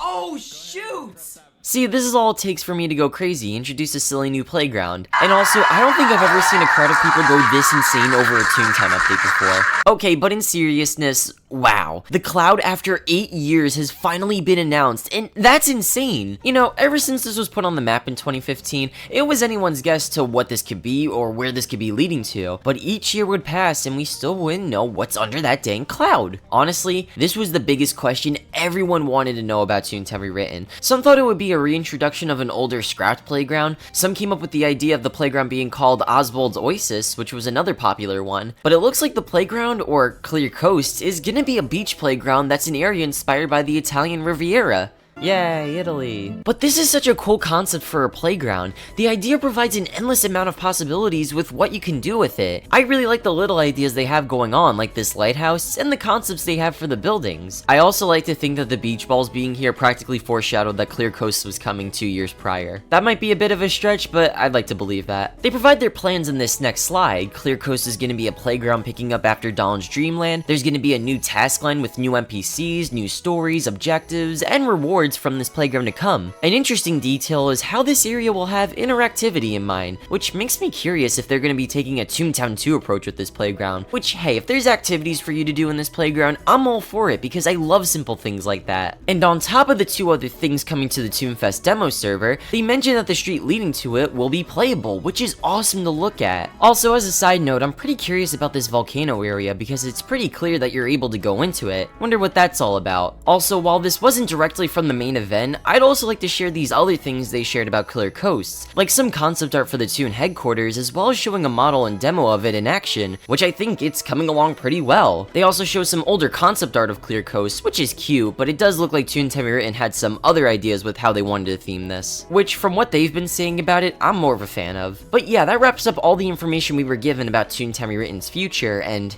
what a showing this was. This was probably their best one yet. It was just big new update after big new update. It's terrific knowing that Toontown Rewritten has a lot in store for 2024 and onward. And all the updates here have been able to either make the game better, updates that have been highly anticipated, and a way for Toontown fans to receive merchandise while going to charity. This was an amazing showing, and it was really refreshing to see that Toontown Rewritten has a lot to look forward to. But now it's demo time. So after the main event, Toontown Rewritten provided some demos that contain stuff for Clear Coasts, Toontown Remastered, and Under New Management. Now while I could go over the stuff with Under New Management and pretend like I didn't just play this update as of me releasing this video, I'm gonna save that energy for when I actually do make a video about it. But something I will note throughout people's playthrough with this demo is the fact that the club president is shown to have a scrap battle mechanic called Pot Shot, which the club president attacks you when you use throw or squirt on her. This attack alone does like 50 damage on you, and she does like multiple attacks as well. I'm kinda glad they removed this one because in theory, while having an attack like this would be kinda cool to work around with, at the end of the day, it just feels more annoying to deal with, if anything. Now, as for Toontown Remastered in this demo, there's not too much to talk about that's not already been shown in the trailer, other than how gorgeous the art looks. The textures here look so much better, and all the visual improvements given to Donald's Dreamland are just wonderful. You can now also jump onto the pillow because now it leads to a newer street called Snoo Square, which will eventually lead into Clear Coasts. Now, the street itself, from the little we see of it, is fine. It's obviously not finished. There's a lot of bugs and other weird placeholder textures here with the building doors, and the buildings not even having any names. Even the fishing area for the street is quite odd, but for the most part, the street isn't too bad. They even try some newer ideas that I like, how there's 2 different paths you can take that'll lead to the other tunnel, and the fact that they've been experimenting with slopes. The only critique I have is that it does feel a little open sometimes, like some of the turns you'll take will just be a path with no buildings. I don't know, I just hope they can maybe fill in some of the empty space the street has from what I saw from the footage. But placeholders and other bugs aside, it's coming along alright enough. Again, for what it is as a demo, the concept isn't bad. They're just doing a lot of experimenting to see what works, and also something to help make the street stand out compared to the other ones.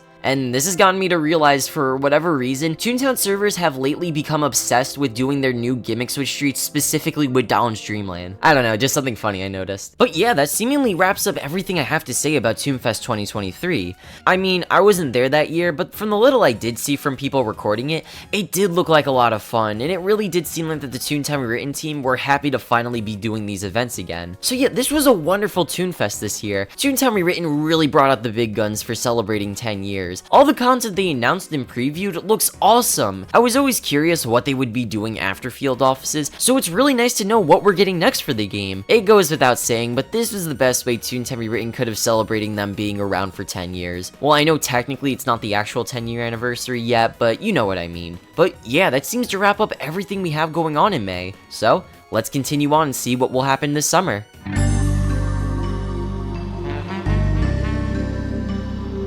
June was the month where Toontown Online turns 20 years old today, June 2nd, 2023. That's crazy, 20 years later, and Toontown has an incredibly active fan base after all that time. There's still many people who play the game, talk about the game, and fan servers that constantly update it without showing any signs of stopping. We've seen record high player counts for Toontown Corporate Clash and Rewritten throughout the 2020s. It's just crazy to me that no matter how much time passes, there are many people who are still interested in Toontown. And what's nice about this occasion was as the fact that some other servers celebrated too. Toontown Corporate Clash let players redeem the code 20 to get a birthday cake shirt and a blue checker top hat, as well as a 1-hour all-star booster. Toontown Rewritten also gave away a free outfit when you put in the code Toontown20. This was an original outfit they created, and paid homage to not only Toontown Online, but to themselves as well. You'll see references on the outfit like the silly particles, the remote control, and the Cartoonival bags. It's a cool little outfit that they offered. They also activated all the Toonfest codes from 2015 to 2023, which means you can get all the older Toonfest items that you weren't able to in the past. There was also a Mr. Hollywood 2.0 mega invasion happening, and they also released 2 new wallpapers for your phone and computer. I would say there were some other servers doing things for Toontown's 20th anniversary, but surprisingly, it was just Toontown Rewritten and Clash celebrating it. There was also a really good video made for Toontown's 20th anniversary made by Goat. She recaps all of the major events that happened with the game from the past 20 years. It's a really good video, and I'd highly recommend checking it out after this one. I'll even provide a link to it as well. But there was an interesting announcement from one of the Toontown Rewritten staff, Marcus. He, alongside Jeeper Pretzel and Treetop Legend, announced a trailer for a Toontag remake that was on its way, made in the Unity engine. That was some awesome news. People have been dying to uncover the original Toontag, or at the very least, have more footage of it. It's basically become lost media as we only have bits and pieces of footage. I always thought it would be possible to remake in Toontag in some way. Like, I'm sure someone could have done it, just no one really wanted to. But now someone's actually doing it, which makes me really excited to see and even try this out when it releases. We got no updates after this. Yeah, after this trailer, there were no news about it. No updates, no mention of it, nothing. It's possible the people working on it got busy with other things with their lives or haven't had the motivation to continue development, which is all good, but I hope we hear something from it. People would definitely be interested in trying a game like this, myself included, but again, it's possible the people involved with it might have gotten busy with other things for now. Toontown Rewritten and Toontown Corporate Clash around this time were celebrating Pride Month. Toontown Rewritten posted a schedule of when Pride parades would be taking place in the game, as well as Corporate Clash. Also in Corporate Clash, if you redeem the code PRIDE, they'll give you pretty much every Pride bow and cape they have in the game. There's like 30 of them, and they're all free. It's nice, it gives people a way to decorate themselves and celebrate the month. It's cool to see both Toontown Rewritten and Corporate Clash somewhat work with each other during this time. Toontown Realms released a data pack which allows you to edit and even create your own original cog. This is an awesome feature. It's something I've always dreamed of doing, like creating my own cog or cog type that I can just easily put into the game. If you go into the community Discord, you could try out some of these custom cogs people have made on their own. Someone even made one where it's just the big cheese from that Toontown commercial, and people have been able to restore some of these cogs that aren't even in Toontown Realms through this pack, such as the clown cog and these 2 other cogs that were planned for the game. Someone was even able to port their own custom models of Mario and SpongeBob characters. I thought that was really cool. And there's even other changes for you to check out on that Discord. Now, as much as I'd like to demonstrate this tool myself, I could not for the life of me get it to work. I tried 3 separate times and I encountered a lot of issues getting it to run. I just hope when this gets updated, since it has been said that it will at some point, that it's easier to run. But yeah, if you do get it to work, it's an awesome feature to play around with, and it's really cool that they introduced this. Now, as for Operation Desert Storm, they teased the Script Kiddie's new design, and he looks massively improved. He looks like an angry Reddit mod, but a design like that feels so fitting for him. I also like how they kept the mask portion in his design. I feel like that idea still works from his last design, so it's cool they kept it in some way. They also teased the Keyboard Warrior's texture, but here's what the new Keyboard Warrior looks like, and oh my god, that is awesome. The TechBot redesigns are just hit after hit, and the Warrior is no exception. This cog looks incredibly good. I love how it looks. Both of them were wonderfully made. These are the definitive TechBots. During this time too, Toontown Rewritten re-released the Random Toon Show shirt for people to buy, which I still think is a wonderful way to honor him. I got his t-shirt when it first came out, and I sometimes will wear it every now and then. You are forever in our hearts, Michael. May you rest in peace. Some other news was that the Maple Tunes event finally comes to an end on June 11th. It was a fun event, and it was nice that we were given a little while to experience everything this update had to offer. Again, they put a ton of effort into it, but I do hope next year they fix out some of the issues that I had with it. Which, I mean they did, but pretend this video came out before April, okay? Event Horizon announces that throughout the summer, they'll be teasing more content. You know, it's always cool to hear from them. I'm curious to see what they're gonna show off. But some big news to happen around June was a live stream announced by Toontown Corporate Clash that the lead developer Sheriff Cranky and Smirky Bumperpop would showcase some newer content that's coming along to the game and a look into the game's future. One of the first things they mention is the events. They talk about how these events take too much of their time for something that's only around for a month, so they announced they'll be focusing on redoing either one or even no event per year going forward. I know I criticized the fact that Corporate Clash skipped 2021, but in fairness, I think that might have been because they hadn't skipped a year prior, and it was always something to look forward to, considering their next major update was this. I can understand why they're taking this approach. Although if there was one event they should focus on redoing, I feel like Halloween desperately needs it. Like, we've gotten our updates for Toontown, and I'm pretty sure the April Fool's stuff can hold us over for a while, so I would really hope they decide to focus on Halloween for a change. And speaking of Halloween and Christmas, they do say not to expect anything big from them this year as they're getting some modest updates and changes, which is fine to hear. At least they were upfront about it. They show some teasers for Toontown Corporate Clash's summer update, and the first one they show is the Boss Spot golf course is getting some changes. They've renamed them and reduced the grind when playing it. So instead of the front 3, it's now the Silver Sprocket, the middle 6 is the Golden Gear, and the back 9 is the Diamond Dynamo. And instead of it being 3 levels, 6 levels, and 9 levels, they've been reduced to 2, 4, and 6 levels. They've made them a little shorter while still retaining the same amount of stock options you'd normally get. I've dreaded doing boss spot work in Clash only because I know it's so much work to get through with the courses and that the CEO isn't really a boss I'm in the mood to always play. However, I'm glad they're taking this really tedious part with the game and making it easier to get through. Something else they teased was a pop-up animation for the buildings when they load in. Whenever you're walking in the street, chances are you'll see sometimes the street load in as well as with the buildings. Well, here they have this nice pop-up feature for when the buildings load in, which is a nice improvement. Although the thing is, it never released. It never came to the summer update and never came to any update this year, so I'm not sure what caused them to delay this feature. The next thing they show off has something to do with the gags. They show them having a green overlay as well as a +1 next to it. It's likely this could be a newer reward because they blocked out the rewards tab in this image, so it's possible this could be a newer buff or reward regarding the gags. But now they show some stuff regarding the mix and match update, the newer tunes. I'll talk about them in the next month since they made a whole blog post centered around them, so we'll get back to what I think about them later. I do like that they're making the new cog attacks much faster since at times it could be a little sluggish,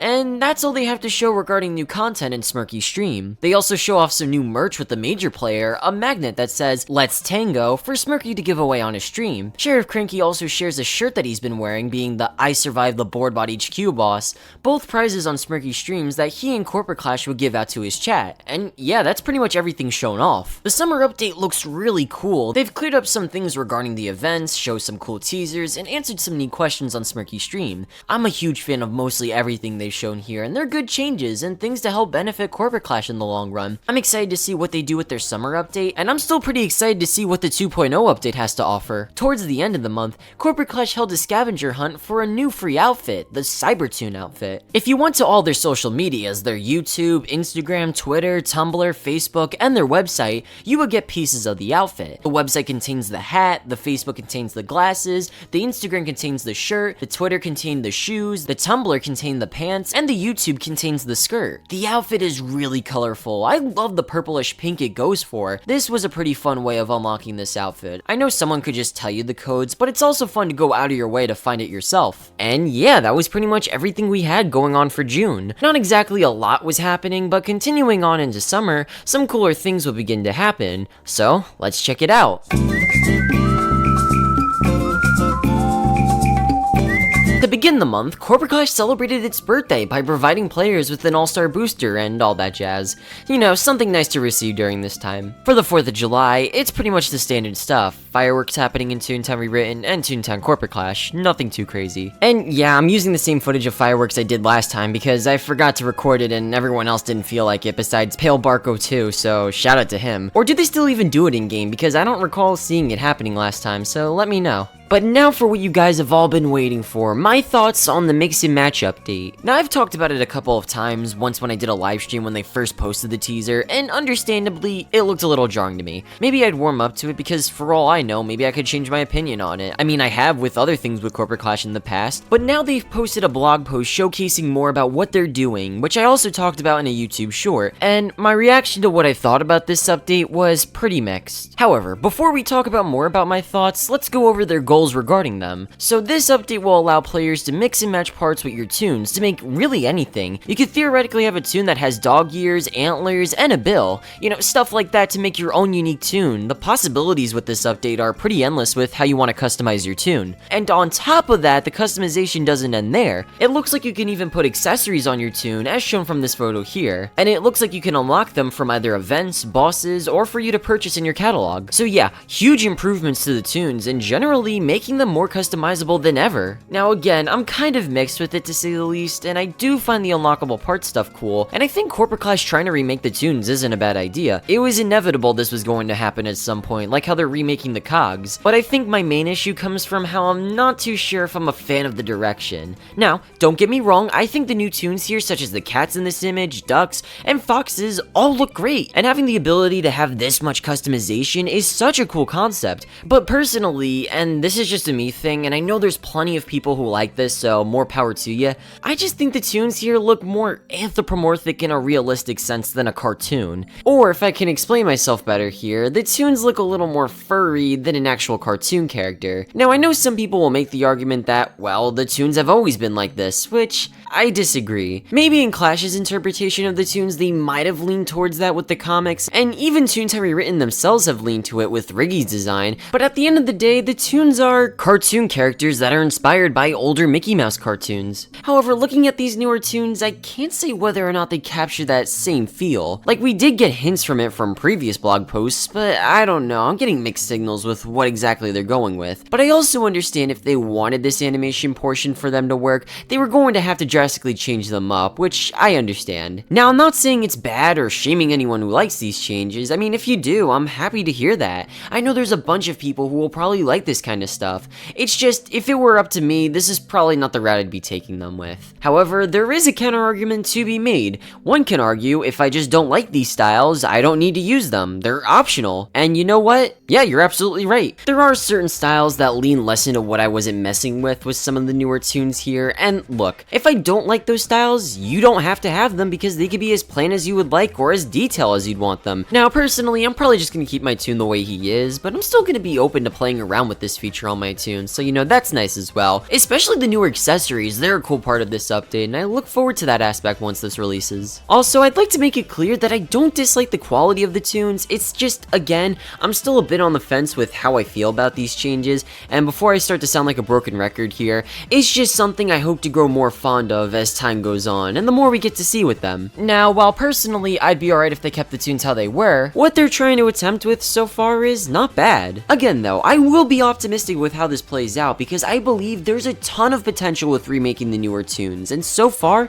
they've been trying to utilize them in smart ways. I really hope they try to take advantage of the fact that these toons can have some cool animated facial expressions that are otherwise harder to do with the original models. Anyways though, at first I wasn't too much of a fan of this change, but I'm starting to slowly but surely like and accept the changes that they're trying to do with this update. I understand changing something like the toons is a major project, especially animating them, so I know they're trying their best to make it perfect. But once they have everything figured out, honestly, I think this update will turn out just fine. So yeah, that's my 2 cents on what I think about the changes thus far, and you know, hopefully this update turns out pretty good. I'm pretty curious to see what else they'll do with them. Well, something else to happen was Toontown Rewritten making their 2023 cards available to the people who didn't get them at Toonfest. You could also include a second stamp to get previous cards you never got. And I did just that because I never got the stuff from 2020, but I was really grateful to see in the mail that they were able to give me both cards from 2020 and 2023. So let's go over the 2020 stuff. First up, you get this Goofy Speedway postcard, and on top of that, 3 trading cards, Tutorial Tom, the CJ, and the High Dive. 2020 had some really solid picks. I love all 3 of these cards, especially the CJ, that one looks really good. The Tutorial Tom and the High Dive card were also really cute. The art for the cards are always beautifully done, as well as all the extra details they put on the back. They genuinely put so much love and care into them, it's awesome. The postcard here is terrific. I really love the art here, especially this guy with its colors. The back shows a message from Flippy. He reminds you that he appreciates all your help you've done to Toontown. But now for the 2023 cards, what I was given was the Toontanic card,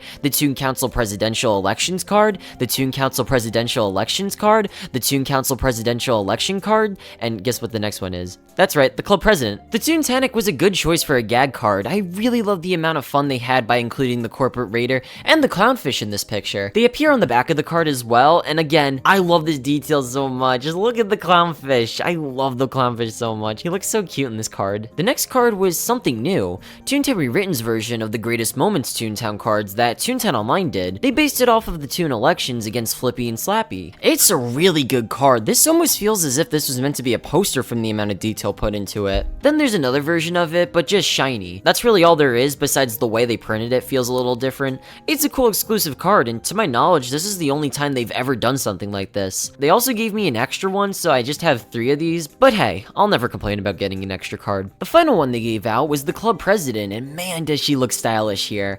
This is yet again a wonderfully made Toontown card, and that's the best way to sum up all of the cards I got. They're wonderful. I really respect that Toontown Rewritten to this day still keeps the spirit alive of giving away free trading cards and other little goodies to the fans of the game. This is pretty much an extinct thing that companies used to do with their video games if you had a subscription. And again, I really love and respect the amount of dedication Toontown Rewritten has to their fans, as well as the other Toontown servers who will do this occasionally. But yeah, I'm really happy with what I got. I also really quickly wanted to mention that one of my friends who works on Toontown Realms gave me this Duck Tub trading card. He did a really well job replicating the Toontown Online style. This was only supposed to be a joke cog. It's kind of crazy how far the joke has been taken. It's a really cool card he made. They're not officially giving this away, just my friend wanted to send it to me, which, if you're watching this, thank you again, man. I love it. Although, speaking of ducks, we're not done talking about merch, because shockingly, Toontown Corporate Clash announced that they would be releasing a Duck Shuffler plush through Makeshift, and that all of the profits would go to the Extra Life for Kids Foundation. That is really cool that they're making a plush of a character from the game. I've always wanted to see a Toontown plush, and I still desperately wish I could have gotten that Flippy plush. But it's nice they're able to sell this plush and give it away to a good cause without them getting in trouble. They share more screenshots of him, and they also reveal that they'll be doing stretch goals for the amount they sell. Literally, just take my money. I've never wanted a plush more in my life. Operation Dessert Storm posts an emoji of the goat.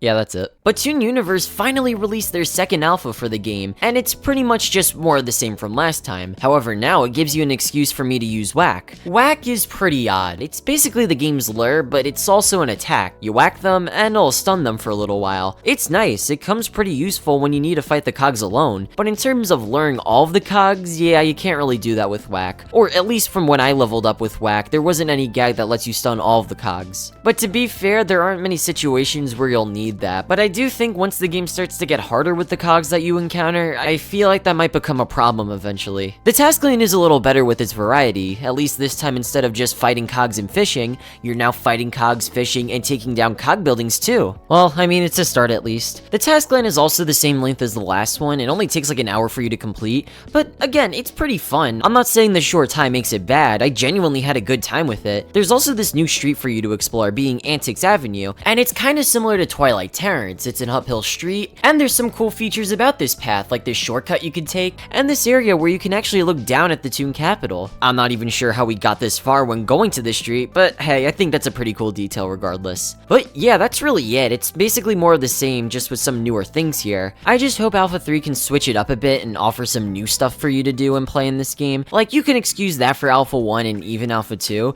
but if Alpha 3 is just gonna be this again, it's gonna become stale at this point. There's again nothing much for you to do after you complete the tasks. I just kind of wish we had a little more for you to do here. Another thing I wish is that we had a cog gallery with all the cogs you defeated, which, speaking of which, there's only 3 new ones when I saw playing this. The Stream Monster, the Micro Celebrity, and the Programmer. I think these might be new. I didn't see them when I played them last time in the first alpha, but yeah, they're pretty cool to see around regardless. The Micro Celebrity's head is pretty funny. It's literally just a skull with a hat, but I love him. And yeah, that's pretty much all I have. I hope with the next few updates, they figure out some other things for you to do besides just playing Toon tasks. It doesn't even have to be trolley games they add. It could literally be whatever they want, considering Roblox is a lot easier for you to develop. So I really hope they go nuts with side activities with this game, since that would be awesome, and what the game really needs in general. Alpha 2, though, regardless, was pretty alright. I had my fun with it. And something that happened towards the end of the month was we got several teasers posted from Corporate Clash, the first of which was a teaser regarding the mouthpiece. Grandma is calling. August 4th, 2023. Sorry. But then we got another teaser regarding the litigation team, which revealed that they would be getting drops like the rest of the managers, and then the next day they posted on how they're going to be tweaking the daily tasks. It's very likely that this could all be in preparation for Toontown Corporate Clash's summer update that they were talking about, which is pretty cool to see that it'll be here on August 4th, just a week away from when the first teaser was posted. And going into August, they had more to show before that date came. Also, a bit of a side note before we move on, I'd like to give myself the title for the first person ever in a cave, specifically in Iceland, to list a bunch of Toontown servers. Operation Desert Storm.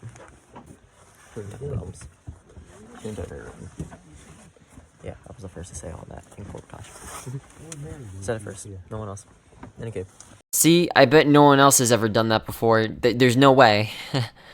Oh man, you could just tell I'm losing sleep over this video. Alright, let's just move on. We got like 5 more months to go.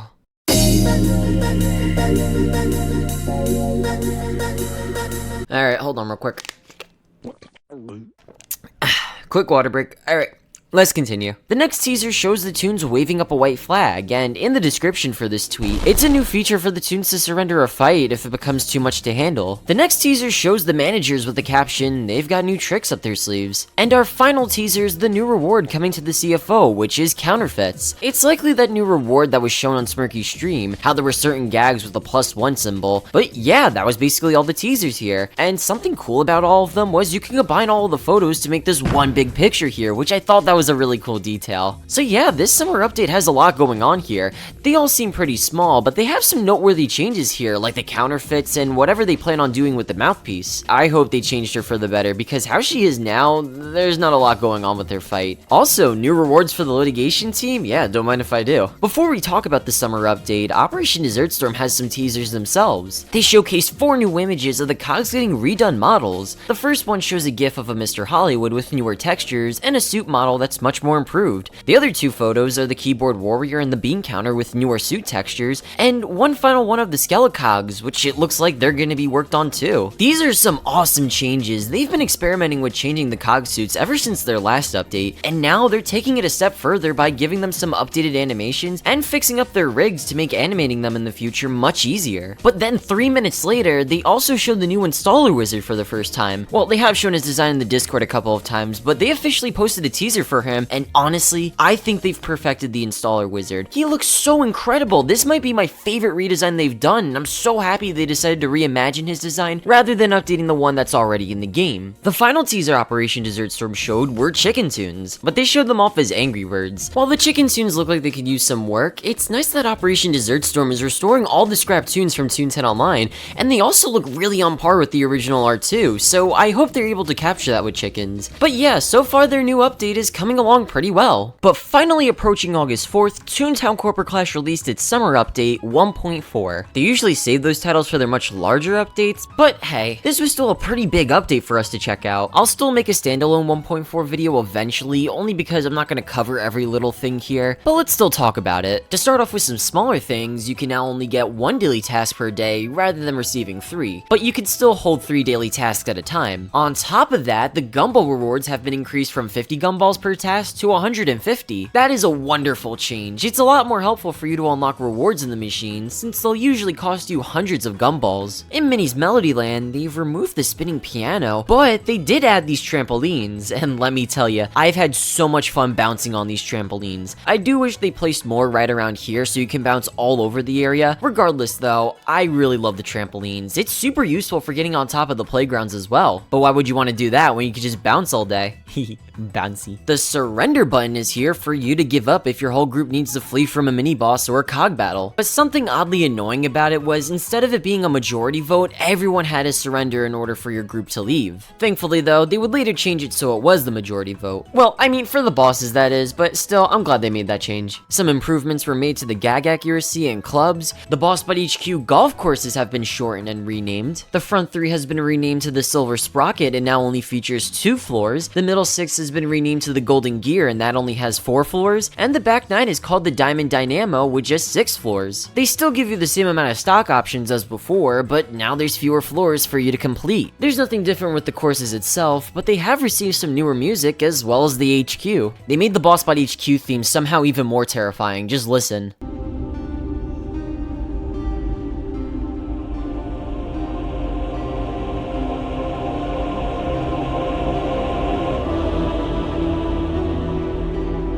god. But yeah, some good changes they've done to this area. But there were some major changes done to the rewards, more specifically the unites with the game. Tune-up unites were now accessible to every boss in the game, and gag-up unites were now removed. When going against the VP and CFO, you'll receive 2 tune-up unites. The COO and CEO, you'll receive 4 unites, and the OCLO will give you 7 of them. Now, this might sound like a weird change, but it's actually pretty helpful considering the game relies on you having tune-up unites in situations such as like mini-bosses or even playing the OCLO. If you're doing some boss runs, you'll be able to build up your tune-up unites pretty quickly. But now that leaves a couple of questions. What's gonna replace gag-up unites? And also, what's the point of even playing the CFO if his reward is accessible to the other bosses? Well, they introduced a brand new reward for the CFO, being the counterfeits. Counterfeits are pretty simple to understand. After doing a CFO, you'll receive 16 counterfeits. Now what you can do with them is buy an extra gag. So say if you were going against a mini-boss and wanted an extra wedding cake, you'll be able to use it twice in one battle. So having the ability to buy an extra powerful gag in a fight, it's really convenient to have. Now when purchasing the gags with the counterfeits, they cost as much as the gag's level. So a level 5 gag is 5 counterfeits, a level 6 gag is 6 counterfeits, and so on. However, if you use a counterfeit with a level 6, 7, or 8 gag, you'll get a cooldown with them. But it's probably because you have less of a reason to be forging those gags. All in all, I think it's a pretty good reward and a nice replacement to the gag-up unites. Despite gag-up unites being gone from the game, it doesn't really feel like it. They might have changed the game a bit to accommodate them, but ever since this update, I've never felt like I needed one. So yeah, while the gag-up unites are gone, I think counterfeits serve as a great replacement. We also got some changes from the CLO and OCLO. Firstly, with the CLO, they made this weird change of giving the regular CLO— okay, I'm not saying the CLO this many times. For once, I'm gonna refer to the cogs as their actual name, Diane. So they gave Diane the defense specialists that were found in the OCLO version. It's a really weird change. I know it's a much weaker version of them, but I find it weird that they randomly just included it with the regular one. It feels way more fitting to be in the harder version. They also slightly increased the damages of the traps too. The quicksand is now 115 damage than 90, and the trapdoor is now 160 damage instead of 140. I mean, I'll gladly take this tweak. It makes fighting Diane a lot more easier. So yeah, kind of weird changes they did to her, but as far as the OCLO, they actually did some cool stuff. The litigation team now has drops for you to collect during the battle. All 4 of them have their own unique stickers and other loot that's returning from Break the Law. I'm really happy they added this. They've done all of these appealing changes for you to revisit the OCLO again, on top of the fact that you receive 7 tune-up unites playing it. It even got me to start playing the OCLO again, and I was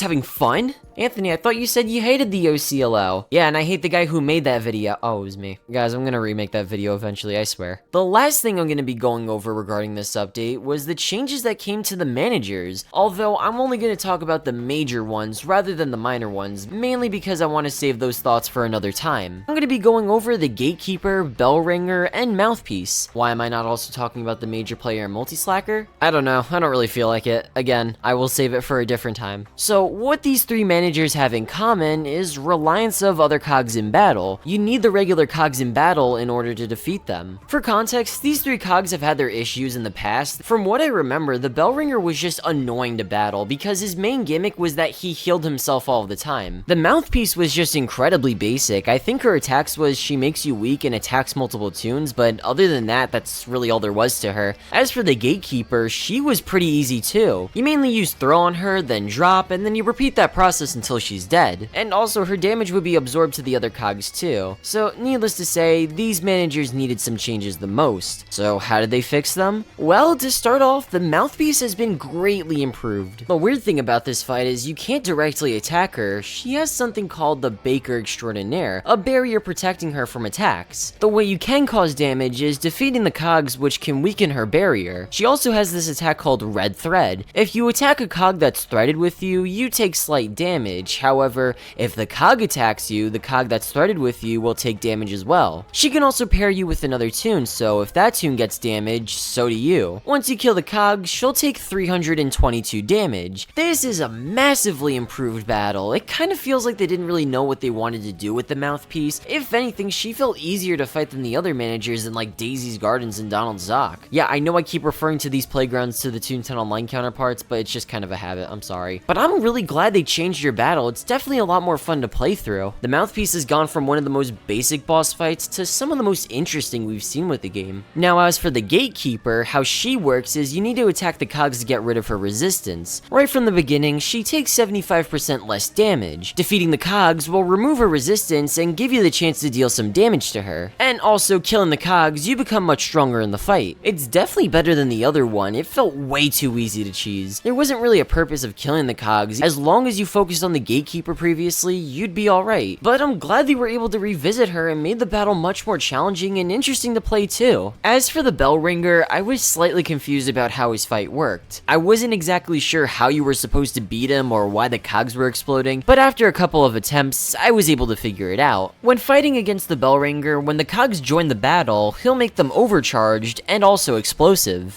The main way you'll be damaging the bell ringer is by the cogs exploding, since they'll do over 400 damage to him. However, you'll also take 20 damage from the explosion as well. So in this fight, you need to stay cautious of your health from the explosions, because if 3 cogs explode in the fight and you don't have any unites on you, your whole team will die from that alone. And funny enough, this actually happened to me after I killed the bell ringer. We won the fight, but the last cog killed our entire group, which was pretty funny, but it's also a reason why you need to stay careful. You don't want to kill too many at a time. You also need some unites when fighting him, but you don't need too many. You'll need maybe like 3 at the very most, just in case things get rough. All in all, this fight is massively improved. The bell ringer previously felt like such a chore to fight, but now he's a lot more fun to play. So yeah, Clash was able to improve 3 of the mini bosses that people have had issues with, and they're done pretty well. But that basically wraps up all there is to 1.4. This was a pretty fun update. We got some cool features, new improvements, new loot for you to collect, good changes all around for Corporate Clash that I loved a lot. The trampolines are definitely the best part about this update. Come on, this is too fun. Although, I do think some of the more unexpected things to happen this month was a new Toontown server popping up, being Toontown Community. So out of nowhere, a couple of servers started promoting this new Toontown game that would be Toontown Online running on the Unity engine. It was also specified that the game was also being worked on from the same people who worked on Project Anvil. Yeah, remember that game? When Toontown Infinite made a Unity game only to go back to Toontown Infinite? Well, yeah, it looks like in some way they're trying to do that again. Now, you might be thinking, oh, I'm gonna talk about the game's build-up, everything surrounding it before its launch, but, I actually don't need to do that because the game launched the same day it was announced. Well, more so it released to a select few people who were granted alpha testing. Luckily for me, I was one of those people. All I did was ask and they said sure, so yeah, I now have access. They do demonstrate on the game's website about their plans for this game and how they want to recreate the whole game in Unity while making certain changes and do things that are now possible now using this engine. Which, hey, if they're able to pull it off in the near future, I would really love to see how that would turn out. I remember the Funny Quackers Toontown Unity game being quite fun and cool with everything you were able to do with that engine. It really showed the potential of how a Toontown game in Unity could be like. But let's not get ahead of ourselves, as this game's still in early alpha, so I'm not going to be too critical over it. So upon loading into the game, it's pretty limited on what you can really do. It has this new Make a Toon area, which I think is kind of cool, but you can really only pick these 2 colors of clothing, and you can only be a dog. Upon going into Toontown Central, you'll notice they're using the beta Toontown Central, which maybe I'm a sucker for the beta version, but I really like that they use this one instead. Although, what you see in this footage is basically what you get. The tunnels are brand new here, albeit untextured, even having this flag on top. You can't really go into any of the buildings either, it's just for show. Although, you do have this Linux penguin here in the game for whatever reason. It's strange, but I love it. He also tracks where you're moving for whatever reason. It's kind of strange why he does that, but I'm not complaining. You can also jump on the gazebo if that's worth anything. And we do have this other location being the Void, but all it really is just a white location and nothing else. You can jump off of it, but yeah. But if there is one feature that can keep you coming back to this game is the fact that the trolley games work here and that other people can play with you. But at launch, there was only one game you could play and that was just the maze game. I mean, it works how it was originally, but you don't really get much out of it besides getting jelly beans, and that's really it. And yeah, that's really everything there is to Toontown Unity at launch. I'm hoping in the near future with this game, they will take advantage of the fact that it's in Unity and maybe we'll see some cooler designs and features we wouldn't normally see with these other servers. Toontown Unity is having a pretty pretty promising start, and despite the launch being pretty simplistic, I'm just hoping that they don't abandon the idea and just keep going with all the plans and ideas that they have, and that they're able to recreate Toontown in Unity and make something nice out of it. Although I do think they should look for a new name, because I think the name Toontown Unity is kind of basic. The next thing to happen this month was more details surrounding the Duck Shuffler plush. They announced that the campaign would start August 18th, 5 p.m. Eastern Standard Time. They also showcased some stretch goals depending on the amount they sold. Keep in mind, in order for makeshift plushes to be fully funded, you need at least 200 sales for people to receive them. So if that does end up happening, they'll offer an in-game Duck Shuffler backpack for people to wear. If they reach 300 sales, they would offer a Web Assist fun pack of the Duck Shuffler. If they reach 350 sales, they would create a backstage Corporate Clash blog post about the Duck Shuffler. At 400 sales, they would do in-game chat stickers. And at 500, an in-game Duck Shuffler visor accessory. So August 18th would roll by, and before the campaign started, they released a trailer / animation to help promote it. It's a fun trailer and well made. I'm always a sucker for Toontown animations. In the Toon Select screen, they provided a link for the makeshift campaign with the Duck Shuffler and the plush just hanging around. They were really pushing for this plush to do well. I mean, it's fair to assume this campaign was kind of a gamble. I mean, no one's ever done this before, and despite it being a plush, it's still unknown whether or not people would buy it, or if they'll sell enough for it to be fully funded. So after all of that hard work and promotion, would they be able to sell enough? They sold over 1,000 in under 5 hours. I don't think anyone could have ever predicted how big of a demand this plush would be, but over 1,000 sold? That's crazy. I'm pretty sure why it was so successful mainly boiled down to the fact that it's a Toontown plush. It was appealing to Corporate Clash and non-Corporate Clash fans. The Duck Shuffler is a pretty likable and popular character, and even if you have no clue who this was, you at least knew he was a cash bot. You also see these people who are fans of the games making merch off the managers, and they do really well, so it was a no-brainer people would buy this plush. Despite already reaching 1,000 sales, they already said that they'll be doing a Duck Shuffler comic, then with the next reward a Duck Shuffler poster art, and at the final tier was a mystery reward, which was later revealed to be the ultimate Duck Shuffler drip pack. Even after everything, they were still continuing to advertising this plush. They were doing stuff with GIFs, meme templates, a YouTube Shorts animation. They were doing everything they could to spread the word. Which, good for them. They were able to raise a bunch of money for this children's hospital, which is just an amazing thing they were able to do. Anyways though, I'm happy that this campaign was a huge success, and I hope in the near future, they'll attempt this again with other managers. No, get that out of here. We're still in 2023. It's not 2024 yet. We got a progress report from Toontown Realms regarding Beta 2. Oh boy, Dreamy Drive. They explain a little more about their plans with how they want to make each area unique and detailed. They want to have each building have its own handcrafted sign texture, which I have to say is pretty ambitious, but a cool detail for them to do. Hopefully they do some cooler things with the building's interior if they're going through the trouble of doing just that. And also get to see some taskline or purpose as to why Dreamy Drive the street exists. They do tease a potential new cog building. They show this texture present on an actual cog building, now with antennas. I can't believe aliens are coming to Toontown. And they also announced that Dreamy Drive will be receiving a full makeover, which thank God. There's really nothing to do in this area. It really could use a redesign, and while I would mention it should have stuff to do there, they announced that an arcade machine would be coming to Dreamy Drive. The arcades would be featuring a new currency being tickets, but they do mention it won't be redeemable when it releases. That is such a cool idea. There could be an endless amount of possibilities for arcade games in Toontown and the prizes you can win from it. But I hope they're able to get some prizes ready for when the arcade releases, because if you can't redeem any of the tickets, then what's the point of playing it for long? And also, I hope you can't just cheat to get tickets, since you have access to the commands both on offline and online. Regardless though, I'm pretty excited to see this in Realms. They show off some improved signs, the treasures are going to get 3D models, and yeah, that's basically everything there is to Beta 2. So it's a pretty average update. I'm still hoping that Dreamy Drive the Street can offer some fun things to do, and that new cog building sounds pretty promising. Toontown Community is back again for another new update, this time the addition of the cannon game, although not in the way you would think. So it's the cannon game, but like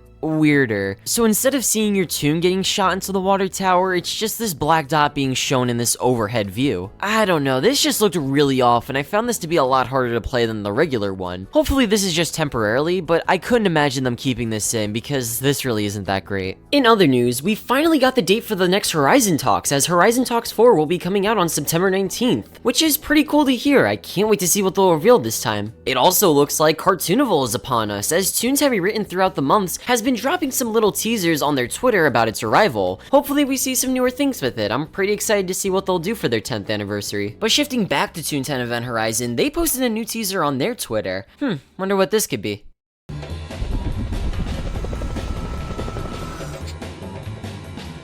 Whoa, okay. Alright, I was not expecting that, but what a teaser. This teaser is only 7 seconds long, but it blew my mind away by every little detail I got to see from it. To start off, this room looks incredible. It looks like a movie set with all the cameras there, a live sign, and even the wires scattered across here. I'm not exactly sure what this is for, but whatever it is, this looks incredible. It gives me Pressbot vibes, which it kind of makes me wish we got to see some things like this from Tooniversal. The Astrobots here have brand new suits, which, thank God, man. It was making me a little worried with the ones we were seeing in the game. Don't get me wrong, it's not bad, but it definitely looks like they could have been better with how it looked. Also, something interesting here is that the tunes look a lot more updated. The hands are redone, they now have fingers, their models look a little bit updated. It appears they've been doing a bunch of improvements to the tunes and the cogs, and it looks so good. Alright, now they've definitely caught my interest for the next Horizon talks. However, what's better than one server teasing things? Two servers teasing things. Toontown Corporate Clash posted this teaser of a catch-up shrine. It looks to be an area for you to place things down, although I'm not exactly sure what they have planned for this. I mean, yeah, it's clear you could place furniture down like these rugs and lava lamps, but how come it's in the Toontag location? Well, the next day, they showed a little more about this feature. They reveal it to be the Hammer Space, and they demonstrated in this video showing a house in this location and being able to play a house inside of the house. Houseception. Ooh. So I guess this area and feature will let you place things down and even edit their positions too. I'm curious if this is gonna work like how it does in Realms, but I'm sure there will be differences between the two. But I'm pretty interested to see where this goes or what exactly they'll do with this idea. This was never a feature I would ever expect to see Clash do. Now going back to Toontown Event Horizon, on the same day they showed off another video on their Twitter showcasing another holo card. Drop Lift allows the already powerful Drop Gang to ascend to new heights, sending even the strongest cogs to new lows. Drop Lift gives you a buff on your drop gags as you receive 30 more points of damage. It's also interesting to observe the new suits being worn on the other cogs like the Bottom Feeder, Micromanager, and the Bean Counter. They all look really nice on them. And also something to point out is that some of the Astrobots have black on their suits. I'm not sure if this is their take on executive cogs or something like that, but considering they have two asterisk signs compared to the other cogs, it might be some different variation of them. And yeah, the tunes definitely look updated here. I'm so excited to see more about the next Horizon talks. So yeah, this was a pretty eventful month. We had a lot going on in terms of updates, announcements, and content, and it doesn't seem to be slowing down coming into September.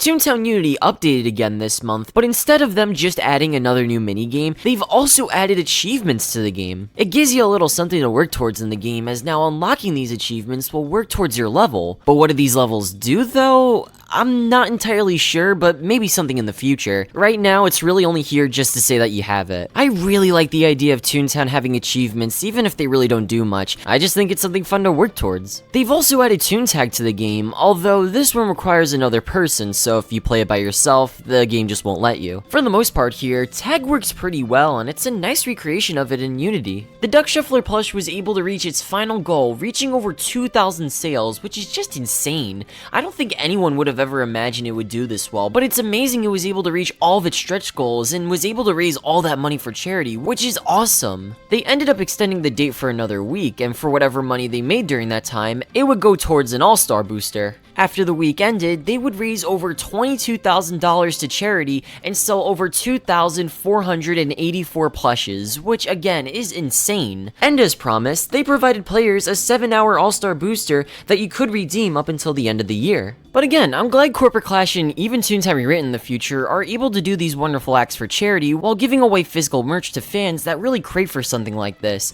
It's basically a win for everyone here. I can't wait till my Duck Shuffler plush comes in. Oh boy, more Toontown Unity content, although this is their biggest update yet in terms of what they've done. So the UI is leagues better, like the achievement UI looks really good, so does the laugh meter, and the jelly bean jar too. For context, this is what the older UI looked like, the older jelly beans, the older tune icon, and even the achievements page. I wasn't able to film any of that because I didn't have access to the game during that time, but this is what it used to look like. The settings are now more accessible into the game's sticker book, which is really awesome, as well as the settings finally saving behaving to what you set for the game. But most interesting is the trolley games that they've added, 3 brand new ones here. The first one being the Ring game, which is the same old game but now in Toontown Unity, but they added 2 brand new games being Splash and Dash and Pizzatron 3000. Splash and Dash is without a doubt one of the best features in this game, and just such an awesome use of this Toontown server being in a different engine. Like, I'm pretty sure something like this would have taken them forever to do if this was like in Panda 3D or something. The game's basically like Bomberman, how you're using these water balloons to eliminate your enemies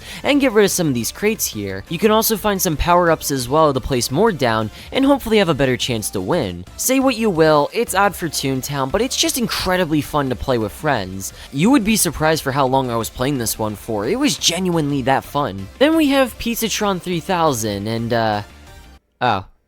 So it's literally just a 1-to-1 copy of the Club Penguin game. Not remade or anything, but the Club Penguin game making your own pizzas. I don't know why they brought this one. It's a fun game to play, although I did have some trouble getting the pizza toppings on here, but for the most part, I guess it works. I'm just confused as to why it's here in the first place. But at least now it's possible to become level 2 in this game, so that's cool. They also updated Toontag here, now having these updated shaders and these ice cream cones being fully remade in 3D. It's pretty cool to see them try to take advantage of the shaders here, since Unity can do them pretty well, and they don't look half bad here. It still does look slightly weird in some areas, but still not too bad. But our final thing here is the void being a little different, and it's...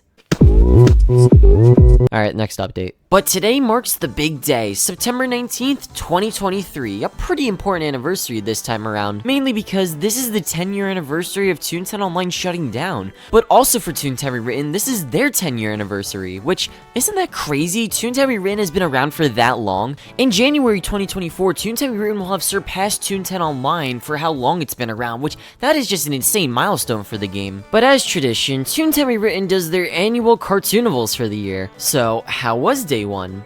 Honestly, a pretty good start. Before getting into this, it's been stated on the Toontown Rewritten website that the launch from the get-go would feature various new accessories this year. As well, throughout the month, they'll be releasing more content for Cartoonival, which, thank God. Just the new accessories already makes this the best Cartoonival/Toonfest we've had in a while, considering the last couple of Toonfests or Cartoonivals they've never really done much with this area. It was why I might have been a little harsh in my last retrospective when it felt like they weren't really doing much with it anymore. Like, the only accessory they had in 2021 was the token bag, and that was really it. Thankfully, Toontown Rewritten added all of these new accessories and clothing, which I have to say, it's pretty nice. They added stuff like the Extraordinaire boots, which now completes the whole Extraordinaire outfit, which it's really awesome. They also added the ability to get Cartoonival colors for your cart, which is also really nice to see. Some new tracksuit outfits, many bandanas have been added to the game, like colored bandanas, patterned ones, LGBTQ ones, and bee bandanas. All really wonderful bandanas, a little something for everyone here with the options you have. Some new hats here as well, like the backwards cap, rainbow propeller. Now you too could be like Balloon Boy. And lastly, the blue cassette player, which is also pretty neat. All of these newer rewards were really wonderful to get. It really gave me a reason to start playing Cartoonival and getting some tokens again. On top of that, we also have some free stuff you can get by putting in the code TOONTASTIC10. You'll get this 10-year hat and this nice birthday cake shirt. So yeah, so far that's everything what Cartoonival had to offer day one. And yeah, we're off to a really good start so far, considering they said that more was on the way, which makes me really happy and hopeful to what they'll do later on. Despite Cartoonival being pretty buggy upon going into the game at first, like this happened for whatever reason, I mean it's kind of a given each year, but yeah, so far we're starting off pretty strong with Cartoonival. Can't wait to see more. But also on September 19th, the long-awaited Horizon Talks 4 is finally here. We're going to finally see what they've been up to and take a look at the story snippet. It got delayed. Okay, well, that's not that big of a deal. I think we're mostly excited for the Horizon Talk and whatever updates they have for the game's progress. So let's check it out and see if they did any— Holy crap, what? What? What? Yeah, that was pretty cool. Horizon Talks 4 is probably the most excited I've ever gotten for a Toontown server announcing updates this year. It absolutely blew my mind what they were able to accomplish and do for this game. It was something I genuinely wasn't expecting. The video starts off pretty strong. We're shown an animation of this new location, a space-like island, but within here is a new cog building called the Infinisuite, basically an endless cog building. But I think the really cool part about this introduction is that it cuts to show all these really cool locations with the Infinisuite, and right as you're you're processing that, you see all these new cogs come at you one by one, and it's just crazy. But after all that excitement with what we just saw, we finally get the logo revealed, and it looks really incredible. It's some of the better logos I've seen for Toontown servers. I really like it. It's really on par with like Toontown Rewritten and Toontown Corporate Clash in terms of quality. Man, so far we're like 2 minutes in this video and I'm already blown away. This is some impressive work we've been shown so far, and the best part is we still have 15 minutes left. So, in the next section, they showcase the floors of the Infinite Suite, what we just saw, but the crazy part is these floors are based off of new playgrounds and locations you'll see in the game, like Toonlantis, Fabled Forests, Tropical Treetops, Cozy Caverns, High Noontown, the Scrapyard, and Mount Inkwell. All of these new floors here look beautifully made. It really is surreal to see stuff like this actually done in a Toontown server, and not only that, but really well made too. If these are the variations of them in the cog building floor, I'm really excited to see the actual locations of them. All these locations really give me like Mario Galaxy and A Hat in Time vibes. Yeah, I know I keep bringing up A Hat in Time, but it's genuinely a wonderful game. I recommend everyone play it if you never have yourself. Okay, back on topic. I love the variety of playgrounds here. They're definitely going to be a huge treat to play through and explore once the game's ready. Next up is the brand new Make-A-Toon menu for this game.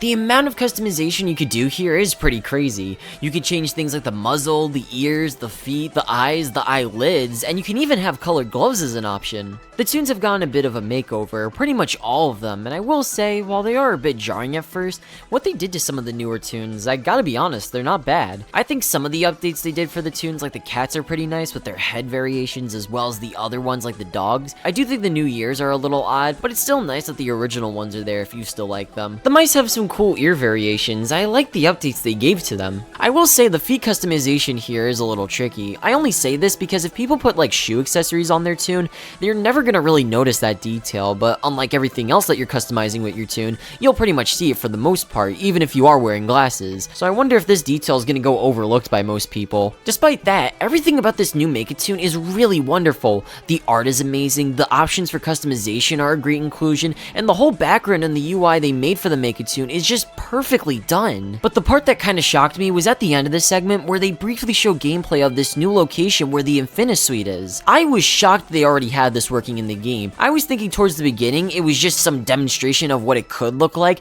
but no, they already have this working. This 6-second clip just looks unreal that this is an actual thing in Toontown. We have some updates regarding the overcogs, although it's kinda easy to miss what they're talking about. Originally when they were describing it, they basically said that overcogs are split up into tiers depending on their overlevel amount, and that's really it. I know it might have been self-explanatory, but I genuinely missed the part where they can have two different forms. I don't know, it kind of felt like they didn't really make that very clear given how quickly they mentioned it. So, from what I gathered, if a cog is under the level 14 and is an overcog, they'll have 1 asterisk and a black outline on their suit. However, the Space Cadet is a level 16 and has 2 asterisks with a fully black suit.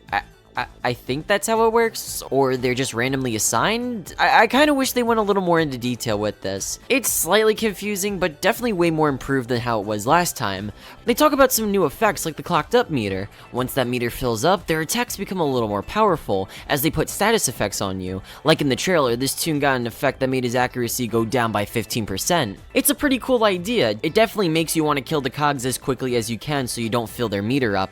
They then reveal more special— just kidding, they don't have news on that, but they do have another group of cogs called the Generalist. These are more powerful cogs that could show up in the Infinite Suite. The first one we're introduced is the Pitchman, who has a really cool attack where he throws baseballs at you. That's a really cool attack, I like that. The Greenwasher, who throughout the fights can get rid of cog debuffs. The Blamestormer, in the brief moments we get to see him, has this really cool storm attack that he could do on the tunes. He really gives me a lot of vibes of the Rainmaker in terms of design and even attacks. The Bondholder, a new boss bot generalist. That's really all they say about him. That's kind of it. He has a cool design though, I will say. The Change Agent has multiple faces, with each face having a different behavior for her, and alongside that, different attacks depending on what face she has. They also say the specialists are coming soon, and that these will be cogs that are more similar to the Clash mini-bosses, as they'll be exclusive to their own battles. I'm not sure if they're still doing that idea where they appear in the streets or just in cog buildings randomly, but it's likely that might have changed. If anything, the specialists in 2022 sounded like more of an inconvenience than an actual boss you'd want to fight. But wow, the Pitchman, the Blamestormer, Change Agent, and the Bondholder? Mwah! These are wonderful designs they made for the Generalist. While the Green Rusher has a bit of a weirder design, I still quite like him. He may be my least favorite out of the 5, but he's still a great design regardless. I'm really impressed they managed to make 5 new cogs all really good and unique in their own ways, especially how they take advantage of their names through their attacks. I mean, I love every aspect of the Generalist. They're wonderful. They also show in this trailer that they've simplified the combat even more. They demonstrate this with the Battle Predictor, which lets you preview a cog's health after everyone selects their gags. So it'll be a lot easier to understand exactly how much health the cog has and after with the attacks you're about to use. We also get to briefly look at the gag panel, and seeing all the gags listed here, it's really cool. Now this next part they reveal, I'm a little unsure about. They reveal that the gags all have a 100% chance of not missing. All gags now have a 100% chance to hit. Lure, drop, throw, you name it. As long as you aren't under an accuracy debuff, you're guaranteed to make your mark no matter what gag you throw into the game. Here's where I'm a little mixed about it, and it does bring up some concerns. Like, yeah, when you're training them, it'll be a million times easier for things like lure and drop, but at the same time, I feel like the gameplay needs a feature where it might miss sometimes. While having your gags miss every now and then feels annoying, it makes you work through it. It gives you this sense of risk that what you're doing might not work, and even if it doesn't, you'll have to figure out another solution. But let's be fair here, you still can technically miss with your gags, as mentioned, if you're under an accuracy debuff. And in the next section, they go over how they revamped the gags to accommodate these changes. So maybe this change, for all I know, can make the fights more fun to play through, but it does make me curious how often they'll use this accuracy debuff if that's the only way for you to miss, and even when it is activated, how often will you miss from it? But yeah, it's pretty interesting to see Event Horizon taking the combat in this direction. But now we get more information about this new area they've been showing off, this being called the Dreamscape. The Dreamscape is a really cool area. It contains where the Infinisuite lies, and there's floating islands for you to explore as well. I know I've said this many times, but I think it's just crazy they were able to get this working in the game. This is the stuff people imagine seeing for a Toontown game, but never really pull it off. Now, something interesting they bring up in the Dreamscape is there's no trolley, gag shop, or any way for you to restock your gags, so how will you be playing the Infinisuite? Well, maybe you could just go to another playground and get gags, but they seem to emphasize the fact that this is the first place that you'll encounter. So how the Infinisuite will work is that you actually do go without any gags, but the thing is, the building will supply you with 3 random gag tracks, all at level 2 for the first floor in Toonlantis. But as the building goes on, you'll receive more levels to your gags. So eventually, those 3 gag tracks you have, they'll level up more until you reach level 8. Throughout the building as well, you can even pick up more gag tracks, holo cards, and laugh boosts. But the more resources you get from the Infinisuite, the harder the floors become. Now, where the Generalists come in is that every 5 floors you complete, you'll encounter one in a fight, and when you die, you'll lose all your progress and be sent back to the Dreamscape. It's interesting they're doing more of a roguelike style, which they even say themselves. The Infinisuite has a lot of cool ideas, and the work completed is incredible, but I have to wonder what's the purpose of playing it besides, well, just for fun. Now, I'm not saying I wouldn't want to play this building, I'll definitely give the Infinisuite a couple of tries, but if it's not really for gag training or any of the tasks, I wonder how it's going to be utilized in the game to keep people wanting to come back to this feature. Maybe there is something you get out of it, but what that is currently unknown. I just hope there's some reward or benefit for replaying it. Still though, the Dreamscape and the Infinisuite are both really promising features, and they both look incredible. I can't stress it enough how great it looks. Also, these floating islands I talked about will have some newer challenges in the near future, being something similar to the Infinisuite. They might possibly be challenges for the other bosses, since their islands are miniature versions of the Cog HQs, which again, I can't help but love this detail so much. I love everything there is to the Dreamscape. It is such a cool area. Now, one more thing I want to mention before giving my final thoughts about this whole video was they showed off some newer cog redesigns as well as including them in brand new suits. These suits are really good in my opinion. They fit pretty well and do a great job at upgrading the older ones. Now for the redesigns, most of them are really good. Keyword most of them. Alright, to start off, all the Astrobots here look so much better. I know it might have been because of the suits, but ever since they've redone them, they look really clean. What they did to the Headhunter is just perfection. They were able to capture that creepy feel he had, and I love they were able to do that with his redesign. The Cold Caller here also looks really good. He too has a headset like the Telemarketer. This is another great redesign. Poor Yes Man. He looks like human Spamton, and the funny thing is, I remembered Buck posted a video on the Event Horizon Discord showing Spamton in the game as the Yes Man. No! Why is he still Spamton? It comes full circle. This is one of my least favorite cogs out of the remakes they've been doing, but I will give them credit. Event Horizon has been able to remake a good majority of the cogs, and they're all done really good. However, the Yes Man remake just isn't the best, and I understand why they took it in this direction. If they were going to remake the Mr. Hollywood, the Glanhander, and the Yes Man, they couldn't just give them the same updated style because it would look way too similar. Although, the one they settled on, I'm not too sure I'm a huge fan of, but I can understand why they took him in this direction. Hi, this is Future Anthony. I really didn't feel like editing this portion, but I'm starting to actually enjoy the Yes Man design a little bit. It's actually starting to grow on me a little, so, you know, I think it's alright. You know, at the time, I was a little mixed with it. I had some weird feelings surrounding it. I don't really feel like changing the portion of this video, so now you could get to see what I thought about it when I first initially saw it. But you know what? It's starting to grow on me a little. I think it's actually a not bad take with the Yes Man. It's looking good, especially the updated version they just recently showed. I'll share you it real quick. So yeah, like you see in this render of him, he's actually not too bad. I don't know, I think at the time it was just really jarring to see the Yes Man like this, but you know, giving it a little bit of time, I actually quite enjoy it, and it's honestly a not bad take on redesigning him. So yeah, you get to see Anthony flip-flop on his opinions in real time, so that's cool, I guess. Yeah, back to the video. Now, as for the other cogs that haven't been redesigned yet, we do get to see some of their icons in the game, and for the most part, they don't look too bad. I'm pretty excited to see how they'll look in the game. But yeah, that pretty much concludes everything there is to this new Horizon talks, and what a showcase. I think this was the video for everyone to take Toontown Event Horizon seriously. They're not just a Toontown server that everyone thought would never release or their goals were too ambitious. They basically proved everyone wrong with this video, and you know what?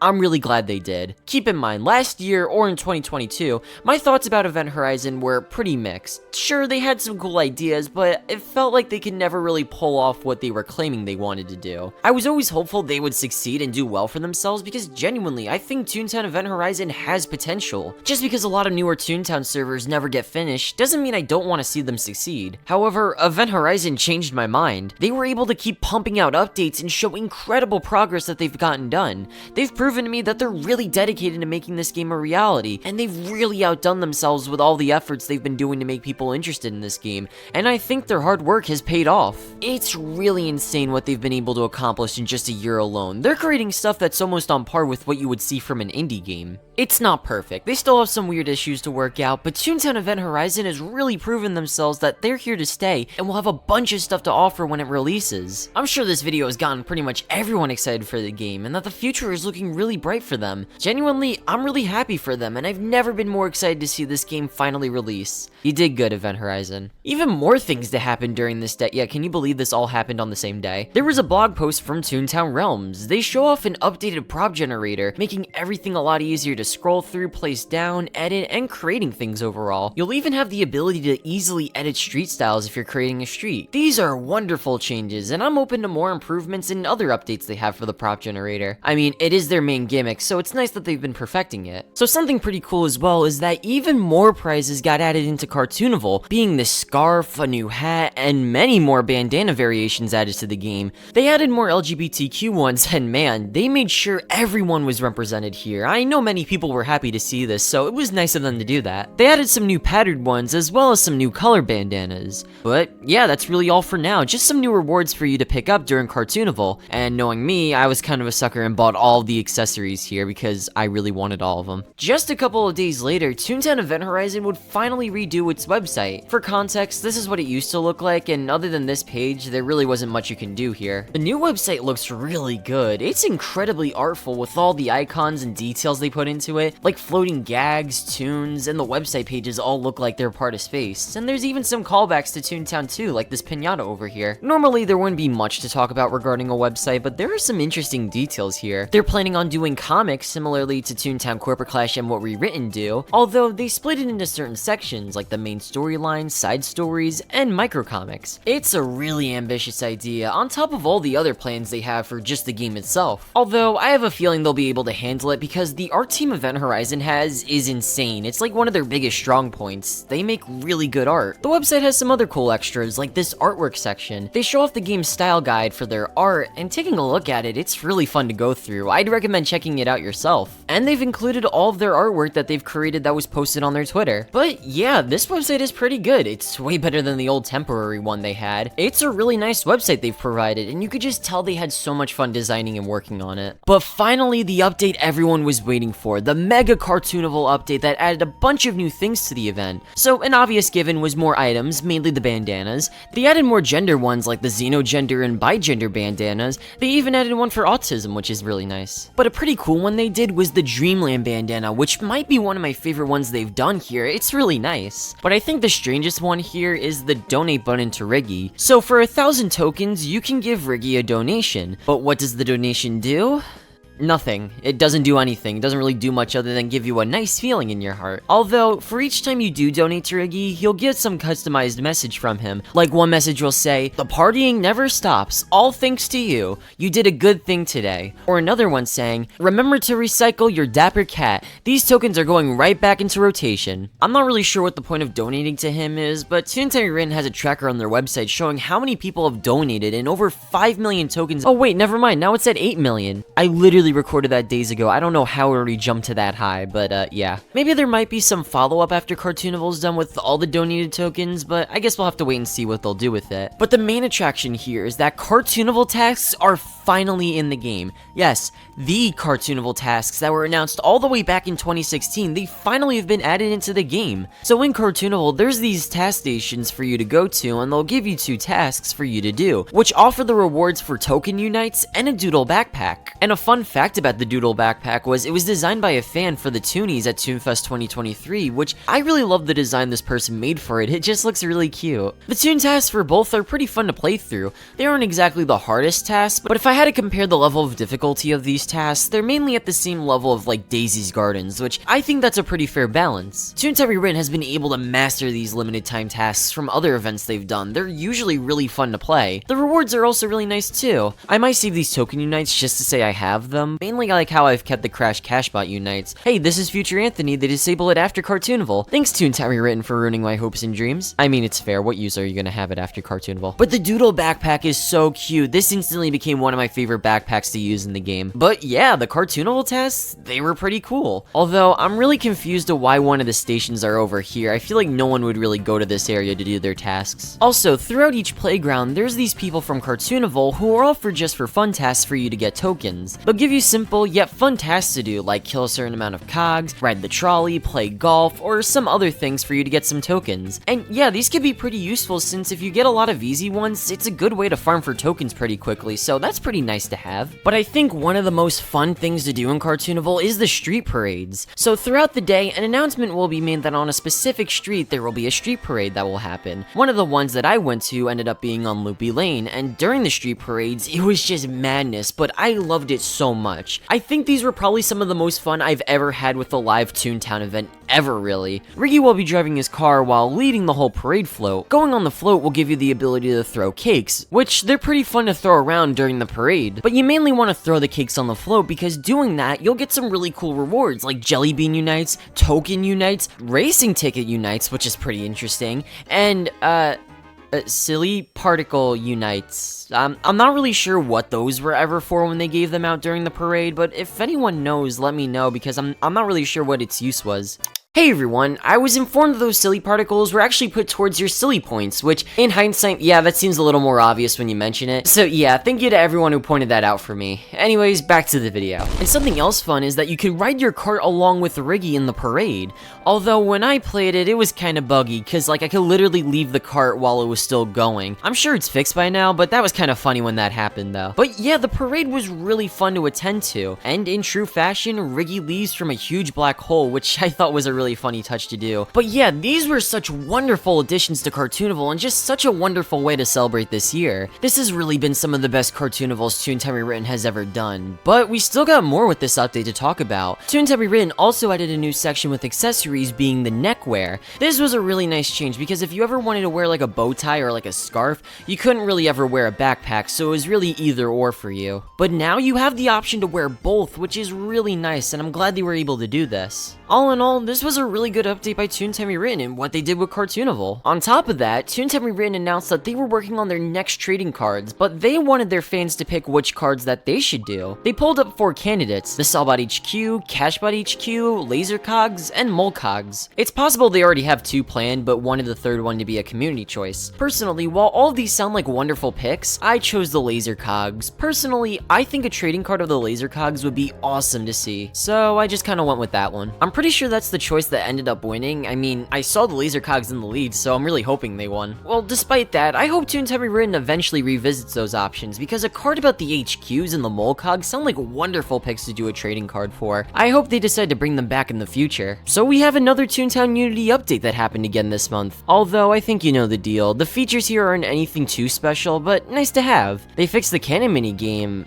Kinda. It's more faithful to the original, although it's still really buggy. Like, if you hit the tower, it still plays the same animation as you were from launching out of the cannon, and it just looks really off. Well, maybe because it's not really supposed to do that, but it kinda makes me a little confused why they never fixed that bug before pushing this into the game. But when it works, I guess it's fine. They also added the Toon Memory game, which is nice, I guess. It's one of my least favorite mini-games here, but hey, it's nice they were able to add it in. Something a little odd though is that they'll reveal the pictures at the beginning and then turn them around. That's kinda nice, just so you aren't guessing too much, but my small brain couldn't remember that. I was still aimlessly guessing on it either way. They also added speed chat to the game, and the Void was also updated yet again, this time with a parkour section. It's pretty simple, just some simple jumps for you to do, but I would really love to see them do something like this with the game. I would really love to play like a Toontown parkour map or something like this for you to just play around with. You can also just speedrun it too if you just hold down the spacebar, so that's always fun. Still though, this section of the Void is just mindless fun, but I love it. And to end the month, Toontown Realms shows us a better look at their updated prop generator, which looked pretty good. Like I said earlier this month, it's looking good, and it appears that it'll be a lot easier for you to choose your props. Again, I'm really excited to see this release.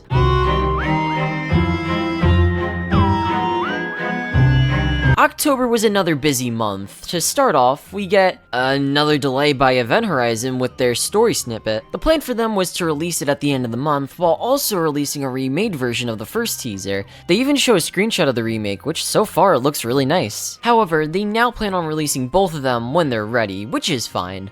It's not the biggest deal either, since it's just an animation. I'm sure we can wait on that. It wouldn't end up releasing in 2023, and it still has yet to release as I'm making this video. Again, it's kind of a shame we haven't gotten it yet, but I'm pretty excited to see the finished product. Another thing Toontown Corporate Clash did was showcase the dual accessories they've had going on. Again, it's pretty cool, but I don't really have much to add other than what I've already said regarding it. But oh boy, everyone's favorite scary day, Friday the 13th, and even better, landing in October. Toontown Rewritten did a pretty fun update that everyone's toon would become a black cat. So once you log on to one of your toons, you're doomed to stay as a black cat. Although you do have the option to revert yourself back to a regular toon if you wanted to, but mind you, this event was only going to last for one day, so like, you'll be normal anyways the next day. And also, the black cat effect isn't just for the players, it's for all of the NPCs in the game, so everywhere you go, everyone's just gonna be a black cat. Something interesting though was there was a weird bug with the bears, as instead of them being black cats, they would be black bears.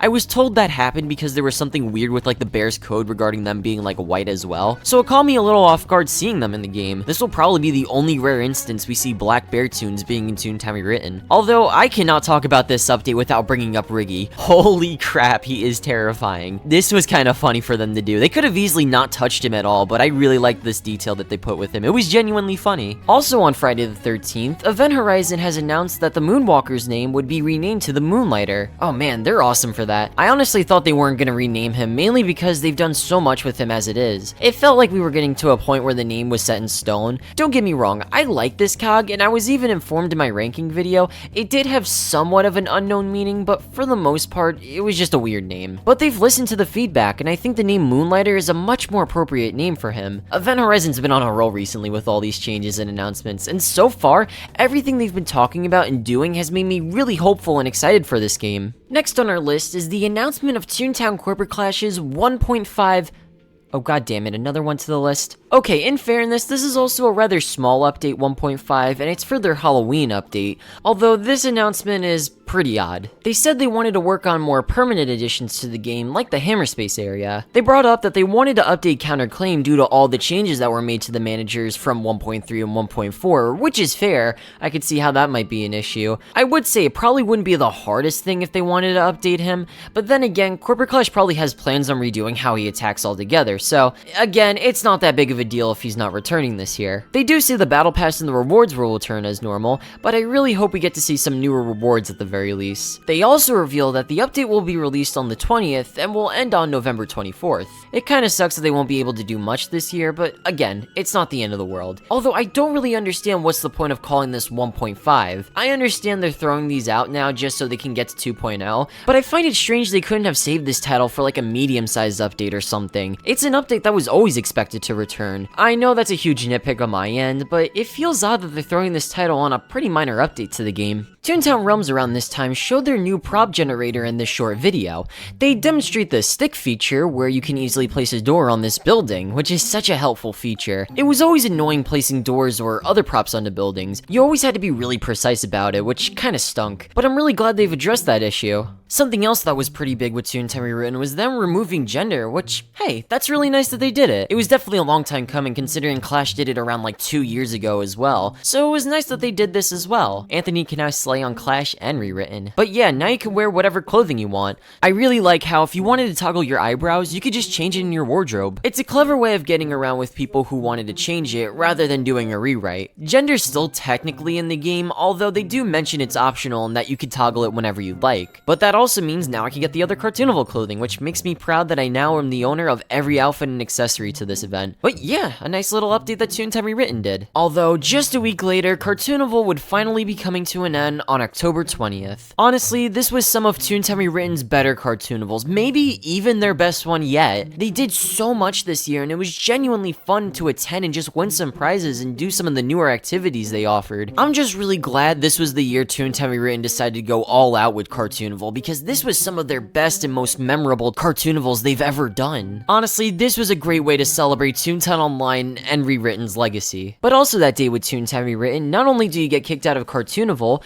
but you can get a free shirt in the game, which is a recreation of the old beta outfits in Toontown Online. Putting in the code Test of Time, you'll get the full outfit. This is such a neat extra they did. I really love the details they made for it, like these attachments on the overalls, and even the Toontag logo on the shorts. And luckily, if you missed out on getting it, just days later, they offered it in the catalog for you to purchase for 1,021 jelly beans. I don't know why the price is so oddly specific. I guess the date, maybe? I don't know. Toontown Corporate Clash released their 1.5 update, and it's okay. It's really just the same thing as previous years with Counterclaim not returning again, but there are some new things that they did. They added more outfits to the game, the Ghost Pirate and the Toon Spy outfit. Both of them look really good. I like how the Ghost Pirate one is kind of like the Flying Dutchman, and the colors to the Toon Spy outfit are really nice. They updated the UI for the shop, which looks really good, but for some reason they still have yet to update the materials page, which just begs to be redesigned at this point. Hopefully they get around to doing it sometime in the future. And as always, you can get materials from playing the managers, fighting the cogs, and fishing. There's nothing much new with the Battle Pass if you've already completed it, but it's still available to anyone who hasn't unlocked certain items. Trick-or-treating is back, which you can get this new pumpkin head. I also noticed that they changed the 2018 one for whatever reason. And lastly, they tweaked the surrender feature to now only require 5 people to surrender, which is way better than making everyone do it. But yeah, that was really all it was for 1.5. Again, we knew it was going to be a small update, and for the most part they had some pretty cool changes. Although, it's your standard Clash update, nothing too crazy. We also have the same kind of deal with Toontown Rewritten, although they did add some newer colors for Halloween, being Spooky Purple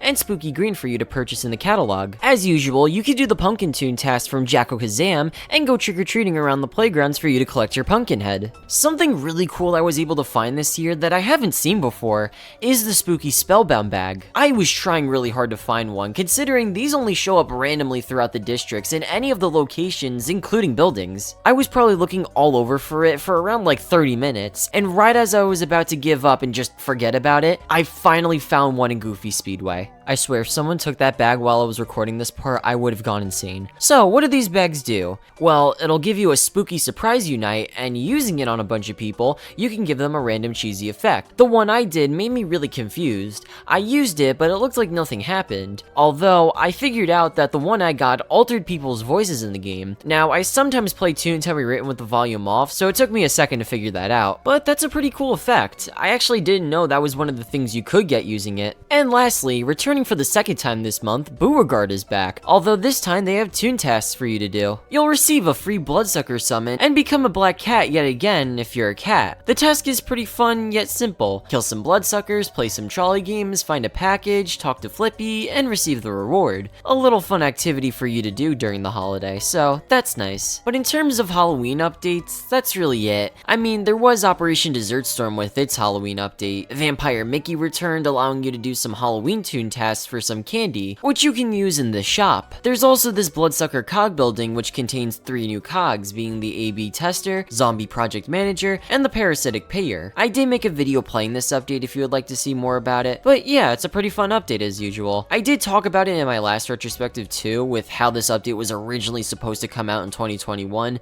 but that never ended up happening. Universal did its own Halloween stuff, but there's really nothing much I can say other than they're doing the same thing as usual. Something that happened on Halloween was Toontown Corporate Clash releasing this comic of Counterclaim, which was a fun read. But also on this day was Toontown Realms releasing their 1.4 update. They just barely made October. 1.4 has some cool updates for us to check out. To start off, they completely redid prop building and the way you navigate them. It's never been easier for you to just scroll and find whatever prop you need, as well as placing it down too. It is much more convenient for you to just place it down with your mouse rather than walking up to the location where you want to place your props. It's easier than ever for you to put doors and windows on buildings. It used to be kind of annoying for you to put them on. You had to be dead accurate for it to even look good. It was also a really nice touch that they gave you a list of the controls as well. One slight nitpick I have was I wish that scrolling in the main menu was a little more sensitive. I guess because scrolling as it is can be a little sluggish. I wish you were able to adjust that. And something cool with this update is that they added collisions to the props, although while I was recording it, it currently wasn't working despite toggling it on. But when it does work, it is really cool to have, is what I would say if I was lying, because apparently it is in the game, but it only works in the builds fields and in your estate. So yeah, I guess it was never broken, just I didn't know it can only work there. They also added some newer props too. They're mostly small ones like Goofy's mailbox, a gavel, pillar, and even the Goofy Speedway tunnel, which I'm surprised wasn't already included. But yeah, building things in the game is a lot more fun to do, and I'm glad they were able to improve on it more. Some other features was that they reverted back to the old Boss Bot HQ, but I liked the old one. I thought the other one was pretty neat. It had a lot more going on than the older one. It felt like a perfect balance of what Toontown Rewritten tried doing,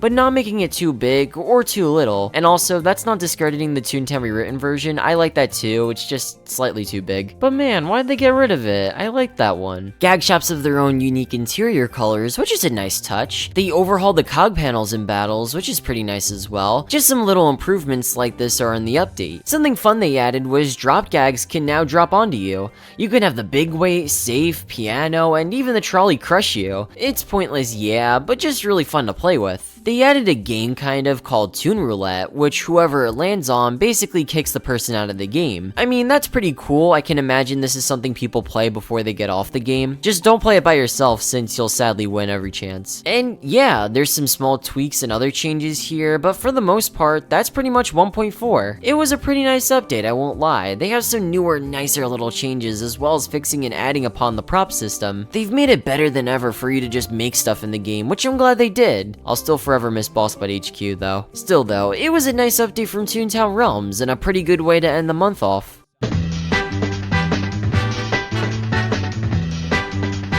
November is usually a more quiet month for Toontown servers, as most of the time, nothing much really happens. Although there were some minor things to go over, and even some fan-related stuff that did happen in November that I would like to talk about. Something that was heavily advertised, and even mentioned from Toontown Rewritten, was they've moved from fandom to now wiki. Now, you might be wondering, what? So basically, if you wanted to look up any information you ever wanted to know about Toontown Rewritten, you can find it on their fandom, which is basically a Wikipedia page for the game. When I mean you can find anything on here, you can indeed find whatever information you want to know for the game. They're very useful for newer players or people wanting to learn about certain aspects of the game. I sometimes catch myself going on there checking out certain details regarding it. It's pretty helpful. Now you might be wondering, why are they transferring websites? Well, originally I didn't know why myself, but then I used my brain for like 2 seconds and I remembered that website was so annoying to go on. There are so many ads on just one page. There's at least like 3 or 4 ads running at all times. And it's so annoying too because they get in the way of you reading the page. You have to keep closing them because they're taking up most of the screen. Just imagine while I was talking, there were like 100 different things happening on the screen.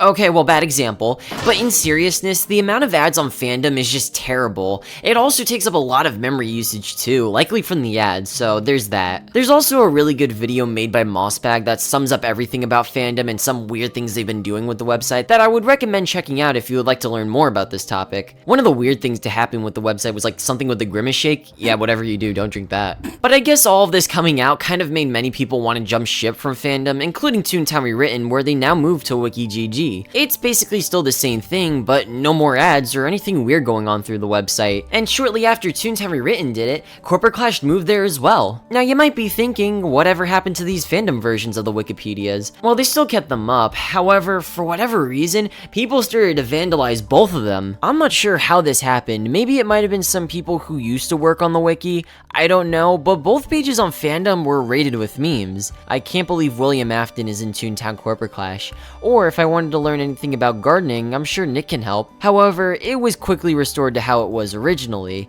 Again, I don't know what happened, but it was pretty odd to see this all go down. Anyways though, I don't recommend using the fandom versions of these wikis for both servers, mainly because fandom kinda sucks to use. Even though they're the first result you'll see, I still recommend using the WikiGG version. It's just way better to use. But focusing on something that happened within the Toontown Corporate Clash community was a group of people coming together making this 1.3 zine. It is a really nice read. I haven't been able to read the whole thing, but from what I read, it was really well written and has some nice stories about the Clash managers. The art here is wonderful too. Everyone who contributed, whether it be the art or the writing, they did such a fantastic job. All of it looks and sounds really professional too. If this is something up your alley, I would definitely recommend checking this out. A lot of love and care was put into it, and it really deserves the attention it gets. I'll leave a link of it in this video for anyone who's interested in checking it out. Something that happened to the actual Corporate Clash was a new teaser showcasing some of the newer COG animations. They show off the Witch Hunter fight, and it looks wonderful. Mob Mentality looks incredibly expressive compared to how the previous animation was. The lure animation isn't too bad, and all the new animations the COGs have for their attacks are really well done. There's such a huge improvement, and I genuinely love how they redid them. I'm excited to see these newer animations finally make it into the game. There were also some little things like the Turkey Tunes returning for Thanksgiving, which that's always nice, and the Halloween event finally ending in Corporate Clash, which lasted a lot longer than it should have, but nice enough I guess. The NPCs were still there for whatever reason, but as far as getting more materials, yeah, that's kind of over with. And yeah, that's pretty much all that happened this month. Nothing crazy, but some little things here and there that I thought were worth mentioning. But now, we're on to our final month. We start off the month with Toontown Realms teasing a door. That's wonderful. We got some updates from Toon Universe about Alpha 3. They explain how it'll receive an overhauled backend system, some enhancements to the UI, a tutorial for the game, they're completing whack gags, and introducing some newer tasks as well as introducing a newer location for Toon Capital. I'm all for anything new with Toon Universe. It's a pretty fun Roblox Toontown game just to relax to, and the things they're announcing for Alpha 3 sound awesome, but it's likely we'll see this in 2024, and as I'm recording this, the update's live right now for anyone to check out. I still have yet to play it, but it definitely looks really cool. Another nice thing to happen was Toontown Rewritten adding more scarves to the game. They're the same variations as the bandanas, minus the bee one, and they're nice little additions to the game. It's better than being limited to just pink or blue since those were the only colors prior. Okay, well, technically there were a couple of other scarves, but now we have a variety of colors and patterns for you to choose from. But the bigger thing to happen with Toontown Rewritten was their yearly Christmas update. As normal, you could see the playgrounds in their festive style, the gags are reskinned differently for the season, and you can even throw snowballs in people and even use them in battle. It only does 1 damage in the fight, but it's still a cool Easter egg. And you can even do the snowman's task to get a snowman head. For whatever reason, it did get a little buggy, like some of them just didn't show up and then they would just randomly appear, or the correct phrases wouldn't work at first. Even though it had its issues, it was still pretty fun to play regardless. Holly Days returned with her Toon task, giving you some quests for you to do, like getting the Santa backpack, and for any Toons that are deers, you'll be given the reward to be a red-nosed deer. Now, something I never knew that was a part of this update was the fact in Hibernation Vacation, there was a brand new task for you to complete there. Now, this is pretty much the exact same as the Halloween task we discussed in October. The rewards will give you a cold color summons and the ability to become a white polar bear, although this one's a lot less obvious that this is an available task for you to do, given the fact that it's just randomly in the burg. And the most confusing thing about this is, it's basically on par from something you'd expect from Toontown Central, instead of like a burg difficulty task. So it's weird they never just put Polar Bear in Toontown Central and made it a lot easier for people to try it. But it's still a nice task to play through. I can never complain about getting more content to try out with this season. Although, when I did complete it, it got rid of my snowman's head. Well, I'm glad I did all that for nothing. So yeah, the returning updates for Christmas are pretty fun to do. It's basically the same old stuff as each year, but that's not really a bad thing. I think to anyone who hasn't tried these tasks out yet, you'll still get a ton of enjoyment out of them. But Toontown Corporate Clash released their Christmas update, the 1.6 update. And like with the Halloween one, there weren't many changes to warrant it calling it 1.6 other than getting it closer to 2.0. But regardless, I'm pretty sure last time I didn't really talk much about the Christmas update for Corporate Clash, so let's do it here. To get it out of the way, some of the newer things here is the updated snowball icon, which is pretty nice, and on top of that, they gave Steve the Snowman some updated animations. Also a feature with Steve is that if you throw snowballs at him, he'll grow larger in size, so you can imagine my surprise at launch when dozens of people were throwing snowballs at him, making him massive. It was pretty funny getting to see this. I'm assuming this is an Easter egg because I do remember seeing him pretty large a year ago, so I think this is just a feature with him. But the main attraction for Corporate Clash is Toontown. This festive area is filled with Christmas-like buildings, snowy mountains, a large tree, an ice skating rink, and more. It makes it one of the best Christmas areas a Toontown server has ever done.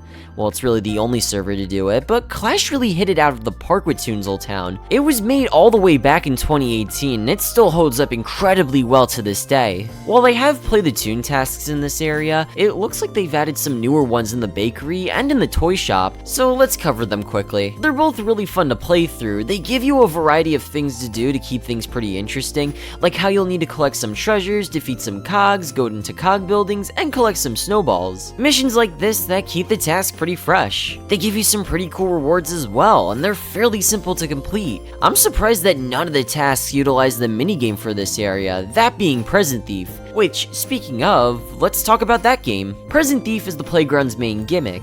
It's a minigame that activates every 20 minutes. So how it works is that presents get scattered across the playground, and upon collecting the presents, you bring them back to the tree. However, you have to stay cautious of the cogs because they can fly in and steal those presents. The way you can stop them is to throw snowballs at them, and doing this, you'll receive some points. You want to get as many points as you can since you have the ability to win some exclusive rewards. You can win outfits, accessories, nameplates, profile backgrounds. The crazy thing about this game is that you can win over 100 prizes just from Present Thief. It really gives you a reason to keep playing this mode.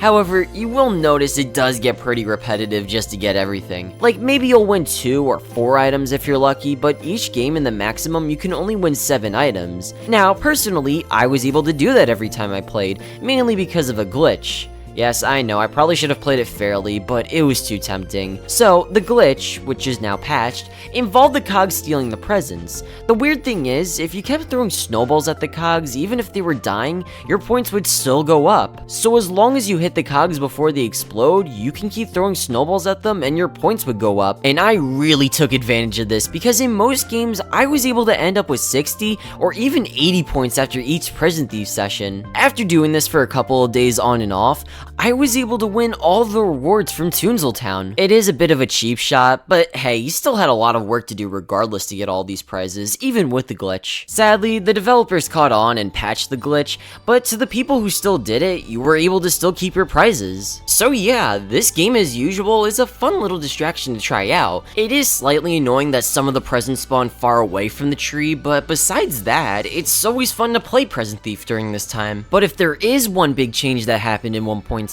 was the fact that they removed the other room for offices. Yeah, they're now gone. It's now just a wall with filing cabinets over here. Like, I've hardly seen anyone go into these elevators than just the elevators you see when you first walk in, so yeah, I can see why they got rid of them. But man, it does feel jarring to see it gone. So overall, Corporate Clash's Christmas update was pretty alright. Again, like what Toontown written, it's nothing crazy, there are some minor things happening, but for the most part, it's the same Christmas update from Corporate Clash that I love. Although, I feel like we're missing someone, a server we haven't really talked about at all this year.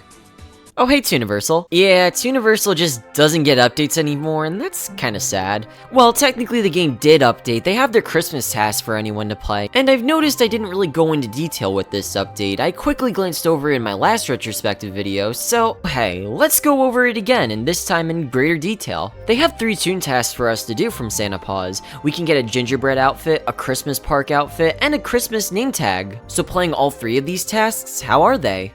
It's not good.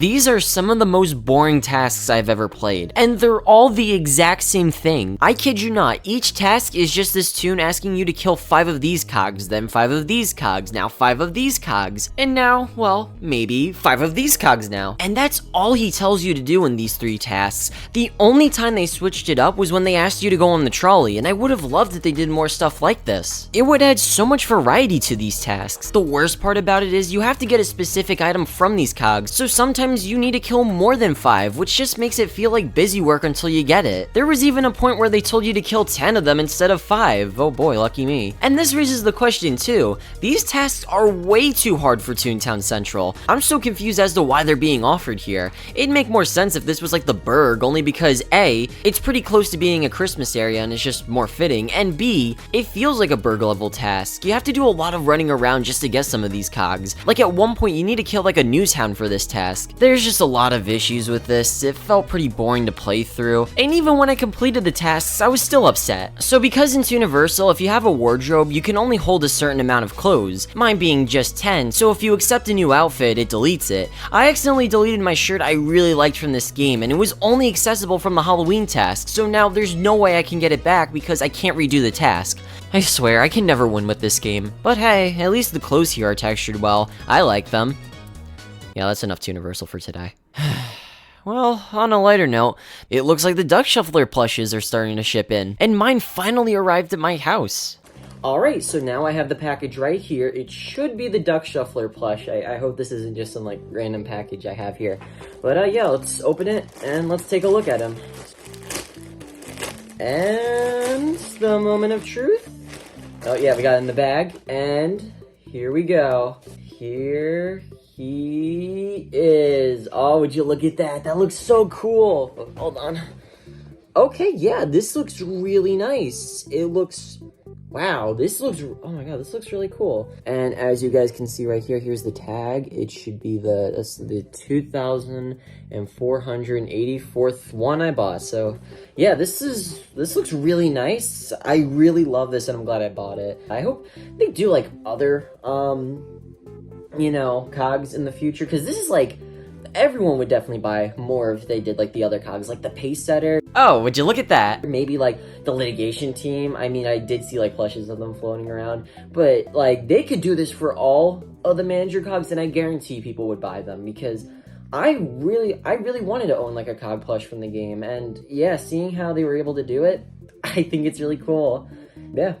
I don't know what else to say. I kind of had no script. The plush came out incredibly well. It's so surreal to see a Toontown plush exist, and a high quality one at that. Well, except for the stupid flippy plush thing. The design perfectly captures what he looks like from the game, but now in plush form. I can't stress it enough. I really like this plush. And there's really nothing else I could say other than I hope we get to see more plushies like this in the future. Because this video has been taking so long, we now know that 2 more are on the way, so that's awesome. I'll definitely be looking out for these when they release. But let's talk about doors. Yet again, Toontown Realms has shown off functional doors being added to the game. This will be a really cool feature for prop building. It opens up the possibilities of what you can do in this game. I'm glad they've been doing all these changes and additions for prop building, but I really hope they're working on other things than just this. Only because I just want to see some other things they've promised, like the game modes and Dreamy Drive. Regardless, I really like this new feature and I can't wait to see it in the game. It's already in the game as of me making this, and yeah, it's awesome. But right back on the topic of Toontown Corporate Clash, they released a blog post talking more about their 2.0 update and some features planned for it. Now, initially when I saw people talk about this blog post, they weren't really happy with some of the changes. Furthermore, people were also kind of worried that 2.0 wouldn't be anything special compared to 1.1, 1.2, or 1.3 content-wise. I saw a couple of people on Twitter and on other platforms that weren't happy with the direction 2.0 was going. However, let's take a look at this blog post and recap everything that's coming to this update that we've been told this year and give a general opinion on what I think about it. First off, they go over about the hammer space, which is a pretty neat idea, having things like clothing, accessories, stickers, and some other things easily accessible to you, but in the blog post they talk more about how it will be beneficial to the game's development. They use a hypothetical fishing overhaul as an example, which this sounds like something they want to do eventually. They talk about how if they wanted to test certain things with it, it'll make working on them a lot easier for the game. While a lot of this sounds nice, it doesn't really add much in terms of content. This is purely just a development tool to make things easier for the Corporate Clash team to work on, which is nice if it makes life a lot easier for them, but at the same time, I was a little confused whether or not this was a newer feature or an improvement just from the fact they kept showing videos of it in action, like this video from August. Again though, it is cool this will be helpful for them in the long run, but at the same time, I just hope 2.0 can have enough content to stand on its own to be this big leap for Corporate Clash, given how much they've been trying to hype it up. Next up, they go over the mix and match stuff again. They briefly talk about their plans, such as the tune overhaul for more customization, and how they plan on reworking the game's camera, which I don't think I ever talked about that. Yeah, they provided that in the previous blog post they talked about the newer tunes, so whoopsies. Alright, let's talk about it here. So they showed a demo of it while using a newer tune, and what I think about the newer camera is, well, confusing to say the least. I don't know how to describe it. I can't say if I necessarily like or dislike this, only because I'm not sure how it feels to control. I mean, it doesn't look bad, although it does look a little more confusing to control, but I can't really say if it is or not, mainly because maybe I'll like it more when I'm actually using it. So yeah, this isn't bad, and I wish I could give more input on this, but all I'm hoping for is that if they're going to redo it, I just hope it's more comfortable to use. As for the accessories portion,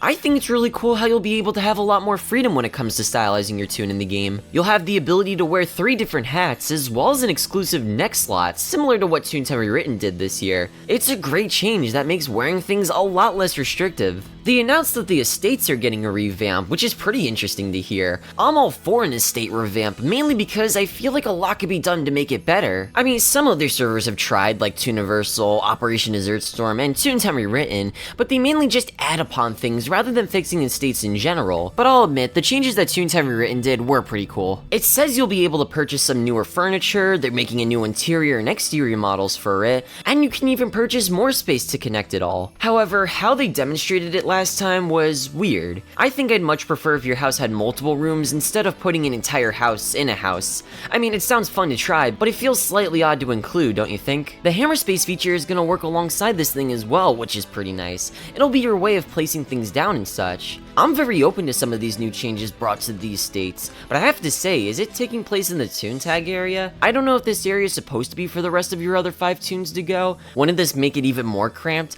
It's not exactly the largest space. I think it's just exclusive to the specific tune you're playing as. They also mention how they'll make it easier for other people to join your estates to do things like host parties and such, which is an awesome feature. I hope that revives people making game shows and fashion shows in Toontown. Please, someone revive that, especially in Corporate Clash when there's so many outfits for you to choose. The next thing they talk about is redoing the game's heads-up display, which, okay, I don't know, that's pretty weird how they're already looking to redo it again. They show off this image as a proof of concept, and yeah, I don't really know about this. I don't exactly like the direction they're going for with this. I'd be fine if they left it at like the sticker book here. I kind of like where it's going, but the laugh icon and the chat icon just looks really weird. Personally, I just think how they had it originally would be way better, but I assume since the hammer space is changing a lot, they're going to have to redo it a bit. But I'm confused if they're getting rid of the laugh UI, since one of the staff members said it'll still be there in 2.0. So I'm assuming there's just another way of seeing your health, but if they're going to include something like this, I think they should make it look a lot more fun than just a generic health bar. I will keep in mind that this is still all work in progress, so if any of them are watching, I believe they should have a lot more fun making this health bar. And as for the chat bar too, maybe keep it as colorful as it is in game right now. You certainly have the option to keep it transparent, but keep the colors as well. I'm also pretty curious how unites and emotes will work. They then go into how they'll be revamping one event per year. It depends on what the team decides to focus on that year, so either April Fool's, Halloween, or even Christmas. I personally think it should be Halloween because they've done a lot of work on April Fool's, and Christmas would be fine on its own if they don't really do too much with it for now. Halloween could use some newer things, especially since it hasn't gotten any major updates since like 2021. But they do talk about how in 2024 they aren't doing that, and they're probably gonna push that to 2025. Which, fair enough if they need to focus on some other things first, but they then also revealed that Counterclaim yet again won't return in 2024. In some way, I can understand that the game has changed so much since his last appearance that it'll be way too easy to kill him, but it sucks yet again we aren't gonna see him. I just hope eventually they'll get around to working on him again because I kind of miss this boss. Hopefully they'll have some cooler ideas, or maybe even include some boss drops for him, like a sticker and accessories. That would be really cool. They did say they're open on figuring out a way on bringing him back, like possibly bringing back these managers in a side task outside of their holidays. I mean, if they did that, I think that would be a fair compromise if they can't bring back certain mini-bosses. I'm pretty sure many people would like that. And finally, they talk about some things coming in the future for Toontown Corporate Clash. One of them mentions how they're planning on revamping a mainline COG department in their first half of 2024, but they do mention they won't receive any new specialists or a new COG HQ or an HQ expansion. Oh, this is definitely board bots. It's gonna be board bots. I knew it! I knew it was gonna be board bots. I wrote this down in December and I totally called that. I mean, I don't know, why wouldn't it be board bots? They also talk about revamping the COG animations in the game, which, considering that teaser we saw last time, I'm sure those are gonna turn out pretty well. I really liked what we saw of that teaser. April Toons in 2024 will receive some minor tweaks to the High Roller and Face the Family, which, thank God, Face the Family felt incredibly unforgiving, and with Gag Unite's gone, I wonder how they'll balance it even more. A new task line is coming to the game, which is pretty cool. I'm all for Corporate Clash doing some newer stuff for it. I don't know how exactly they'll make this one different compared to the one they did last time, but hopefully it makes the game a lot more fun to go through for newer players of the game. And finally, they mentioned one last time about the Toon equipment they showed earlier this year, stating that this update is being placed on the back burner and will release later down the line after 2.0 releases. And yeah, that's everything Toontown Corporate Clash announced regarding their future plans for 2024, and even a little for 2025. So it looks like going into 2024, Corporate Clash will be pretty busy with some smaller updates, medium-sized updates, and their major one, 2.0. And I have to say, 2.0 will be an incredibly experimental update that I can't help but feel it'll be very love it or hate it. I'm still in between feeling excited and just unsure about certain changes, but I'm planning on going with an open mind with 2.0, as maybe it'll be something I'll enjoy and appreciate a lot more once it releases. So I'm pretty excited to see all the things that Corporate Clash will provide for us next year, as it looks like 2024 will be another eventful year regarding this game.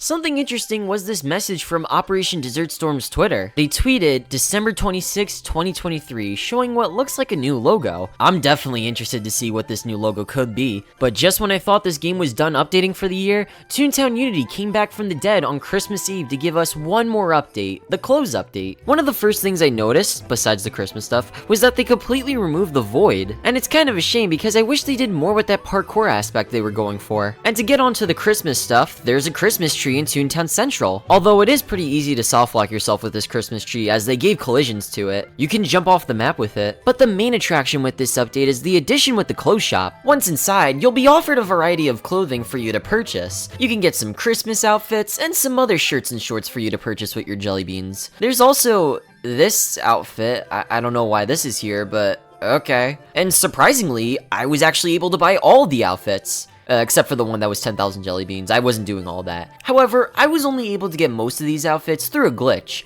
See, it's weird. So after you buy something from the shop and then leave the shop, it still says you still have the same amount of jelly beans as if you never bought anything. However, if you do go back into the shop, it'll reject you from buying more stuff since technically you don't have the same amount of jelly beans as last time. But to get past that, all you need to do is play a trolley game, and now you'll be able to buy more outfits with the same amount you had previously. If you rinse and repeat this a couple of times, you'll be able to get all the other outfits pretty quickly. And yes, I even got the full outfit of this. How wonderful. But as for normal pieces of clothing, Toontown Corporate Clash the same day released the Clown Deer sweater. Putting in the code ToonsMissSweater23, you'll get a sweater which is really adorable. If you can't tell from the hat and outfit, I really love clownfishes in Toontown. He looks so adorable, how can you not love him? This was a really cute thing they did for Christmas. But now it's December 26th, and we're finally going to see the new logo or announcement that Operation Dessert Storm is going to announce for its 7-year anniversary. And I was really surprised to what they showed because it wasn't just the logo like I thought. So let's go over everything. To start off, we're shown this brand new logo for Operation Dessert Storm, and they finally included the Toontown part. Okay, so a weird side note, but this game has like 3 different names. If you look up the game, it'll say Toontown Dessert Storm, but if you look on the website, it says Operation Dessert Storm, and now the logo finally calls it Toontown Operation Dessert Storm. I think it's best just to call it Toontown Operation Dessert Storm, because if you said Operation Dessert Storm, that could mean anything. Operation Dessert Storm? The new logo looks beautifully made. It's a complete upgrade in almost every way to the original. It's been a wonderful year for Toontown logos. No, not you, Seamus. Ah, poo. I'm just joking around, I love you Toontown Unity. Interestingly, we see a brand new map behind the logo. It looks like Donald's Dock got some changes to it, and even Acorn Acres possibly. You can slightly see a larger tree in the map, or possibly that could be Forest End. Man, I would really love if they finally put that playground on the map. After this, they announced a bunch of new things coming to the game, as well as a new blog post coming this weekend. A huge visual overhaul that they have shown already with the newer gags, cog suits, tech bots, and more models they've redone. Some new improvements like sprinting being added, the gag grind being reduced, as well as new camera options, a complete environment overhaul, that's interesting, a new Toontown map will be coming to Misk, and finally we'll be getting both goat and chicken tunes released next year. And while all of this sounds awesome, there's even more. Another update they announced called BAT, or the Battle and Task Line update, it'll feature a brand new storyline for a game, a brand new task line system, a new battle system, and even some new bosses. Essentially, the Battle and Task Line update is going to drastically change ODS, making it an entirely new game, which Operation Dessert Storm really needed. I think this game's biggest drawback is the fact that there's no new task line, and while they could have just done that, I'm glad that they've realized the Toontown community has changed a little bit, so also introducing a new battle system alongside that is wonderful for them to do, and pretty smart. Operation Dessert Storm did have a new battle system, but it was pretty flawed, I'm not gonna lie. I'm very curious to see what they do with these newer bosses as well. I'm sure that'll be really fun to try out, as well as the storyline. They didn't really do much with the game after the prologue. I'm sure there might have been plans, but there was really nothing after that. And speaking of the prologue, they did mention that it's no longer canon to the game. I really hope they take advantage of this newer storyline and do some cooler things with it that the older one never got to do. Finally, they announced that Operation Banana Split is still happening, which thank God. Truth be told, I've been given information about this update from the people working on Operation Dessert Storm in 2020 and 2021. They've posted some teasers regarding it, but it looked like at a certain point they had to put this update on the back burner. While it's been almost 4 years at this point, which is pretty long,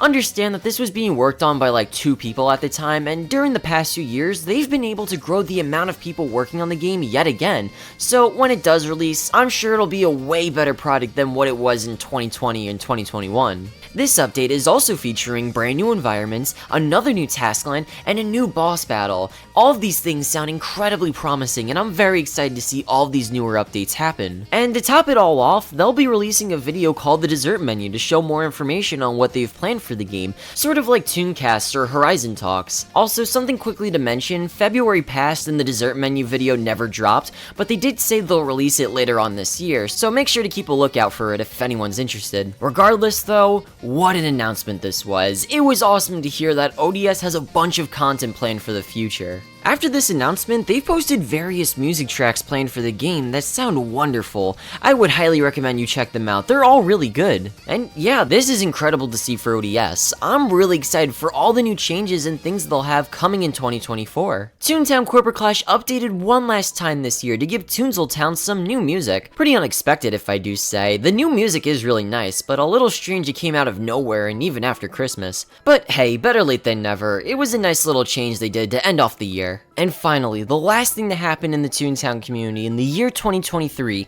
was the blog post Toontown Operation Desert Storm Promise celebrating 7 years, as well as showing some updates to what they've been doing all year. They first talk about the new logo and the revisions it's gone through until they finally got one they liked. They went over the process of creating new music for the game, we got to see some concept art of the tech bots and what went into their redesigns. Hey look, I even made a small appearance in the blog post. They show off the new cog suits, the new rigs they created for them, and everything they had to do to make this possible. However, they show the brand new cog suits for the game, and man did these look clean. The changes they did to the cell bots and the boss bots look beautifully made. They fixed a lot of issues with the older ones and made it more faithful to the original art. And the suits for Cashbot, Lawbot, and Techbots look gorgeous here as well. They could have ended it at the other two, but I'm so glad they were able to tackle them as well, especially the Techbots given their redesign coming up for the next update. And to end things off with this blog post, they tell us a little more about the MISC update with things like Goofy Speedway getting some changes that'll be featured in the dessert menu video. They also mention how they'll be showing off some things regarding the bad update, which will be really cool to see. And yeah, that basically wraps up everything regarding this blog post, which finally ends 2023.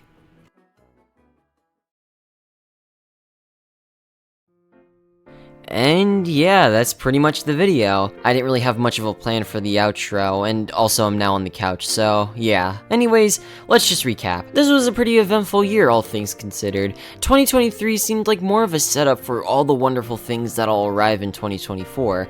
And while it's 2024 right now as of me releasing this, it's been pretty true so far, as we've had updates such as the Director's Cut, Toon Universe Alpha 3, and under new management so far, and we've received more updates from Toontown Event Horizon, Toontown Realms, and Operation Desert Storm. It's likely that this is going to be the year we're going to see Beta 2, MISC 2.0, and information regarding Event Horizon. Who knows, maybe we'll see a possible alpha test or playtest happening sometime soon. And it's likely we'll maybe see more news regarding Clear Coast, and even Toontown Remastered. But yeah, this was a great year. It wasn't as chaotic as say like 2021 or 2022, as they had some of the biggest updates happening, but a lot did happen this year that was still really important to this game. Like Toontown turned 20 years old, Toonfest returned, some more Toontown servers started to pop up, and there's been a lot happening with pretty much any Toontown server you go to. You know, I'd even argue that Toontown has been more active than ever. Like each year we've seen some big events to push the Toontown community forward. We've also seen a wave of new people and talent arrive to develop some awesome new experiences with this game, whether it be from like Toontown updates or just games in general. Like Toontown continues to stay alive, and arguably with all the people outside of the Toontown community covering it lately, it makes me believe that despite this game being dropped from Disney over like 10 years ago, the franchise still continues to evolve and expand from dedicated and passionate volunteers and fans of the game who still enjoy it even after all of this time, and find creative ways to show their support with it, whether it be from like art, animations, or modding the game itself. Again, I just want to highlight, it's still crazy that there's still a huge audience for this game, even after all this time. But yeah, if any of these Toontown servers have caught your eye in this video, I would highly recommend you check them out and show them some love, as I'm sure either a big or small Toontown game would appreciate it no matter what. Anyways though, I hope you guys have enjoyed this lengthy retrospective video I've created detailing 2023, and you know, I'll see you guys next time. I need a long break after this one. Thank you guys so much for watching, and peace out guys.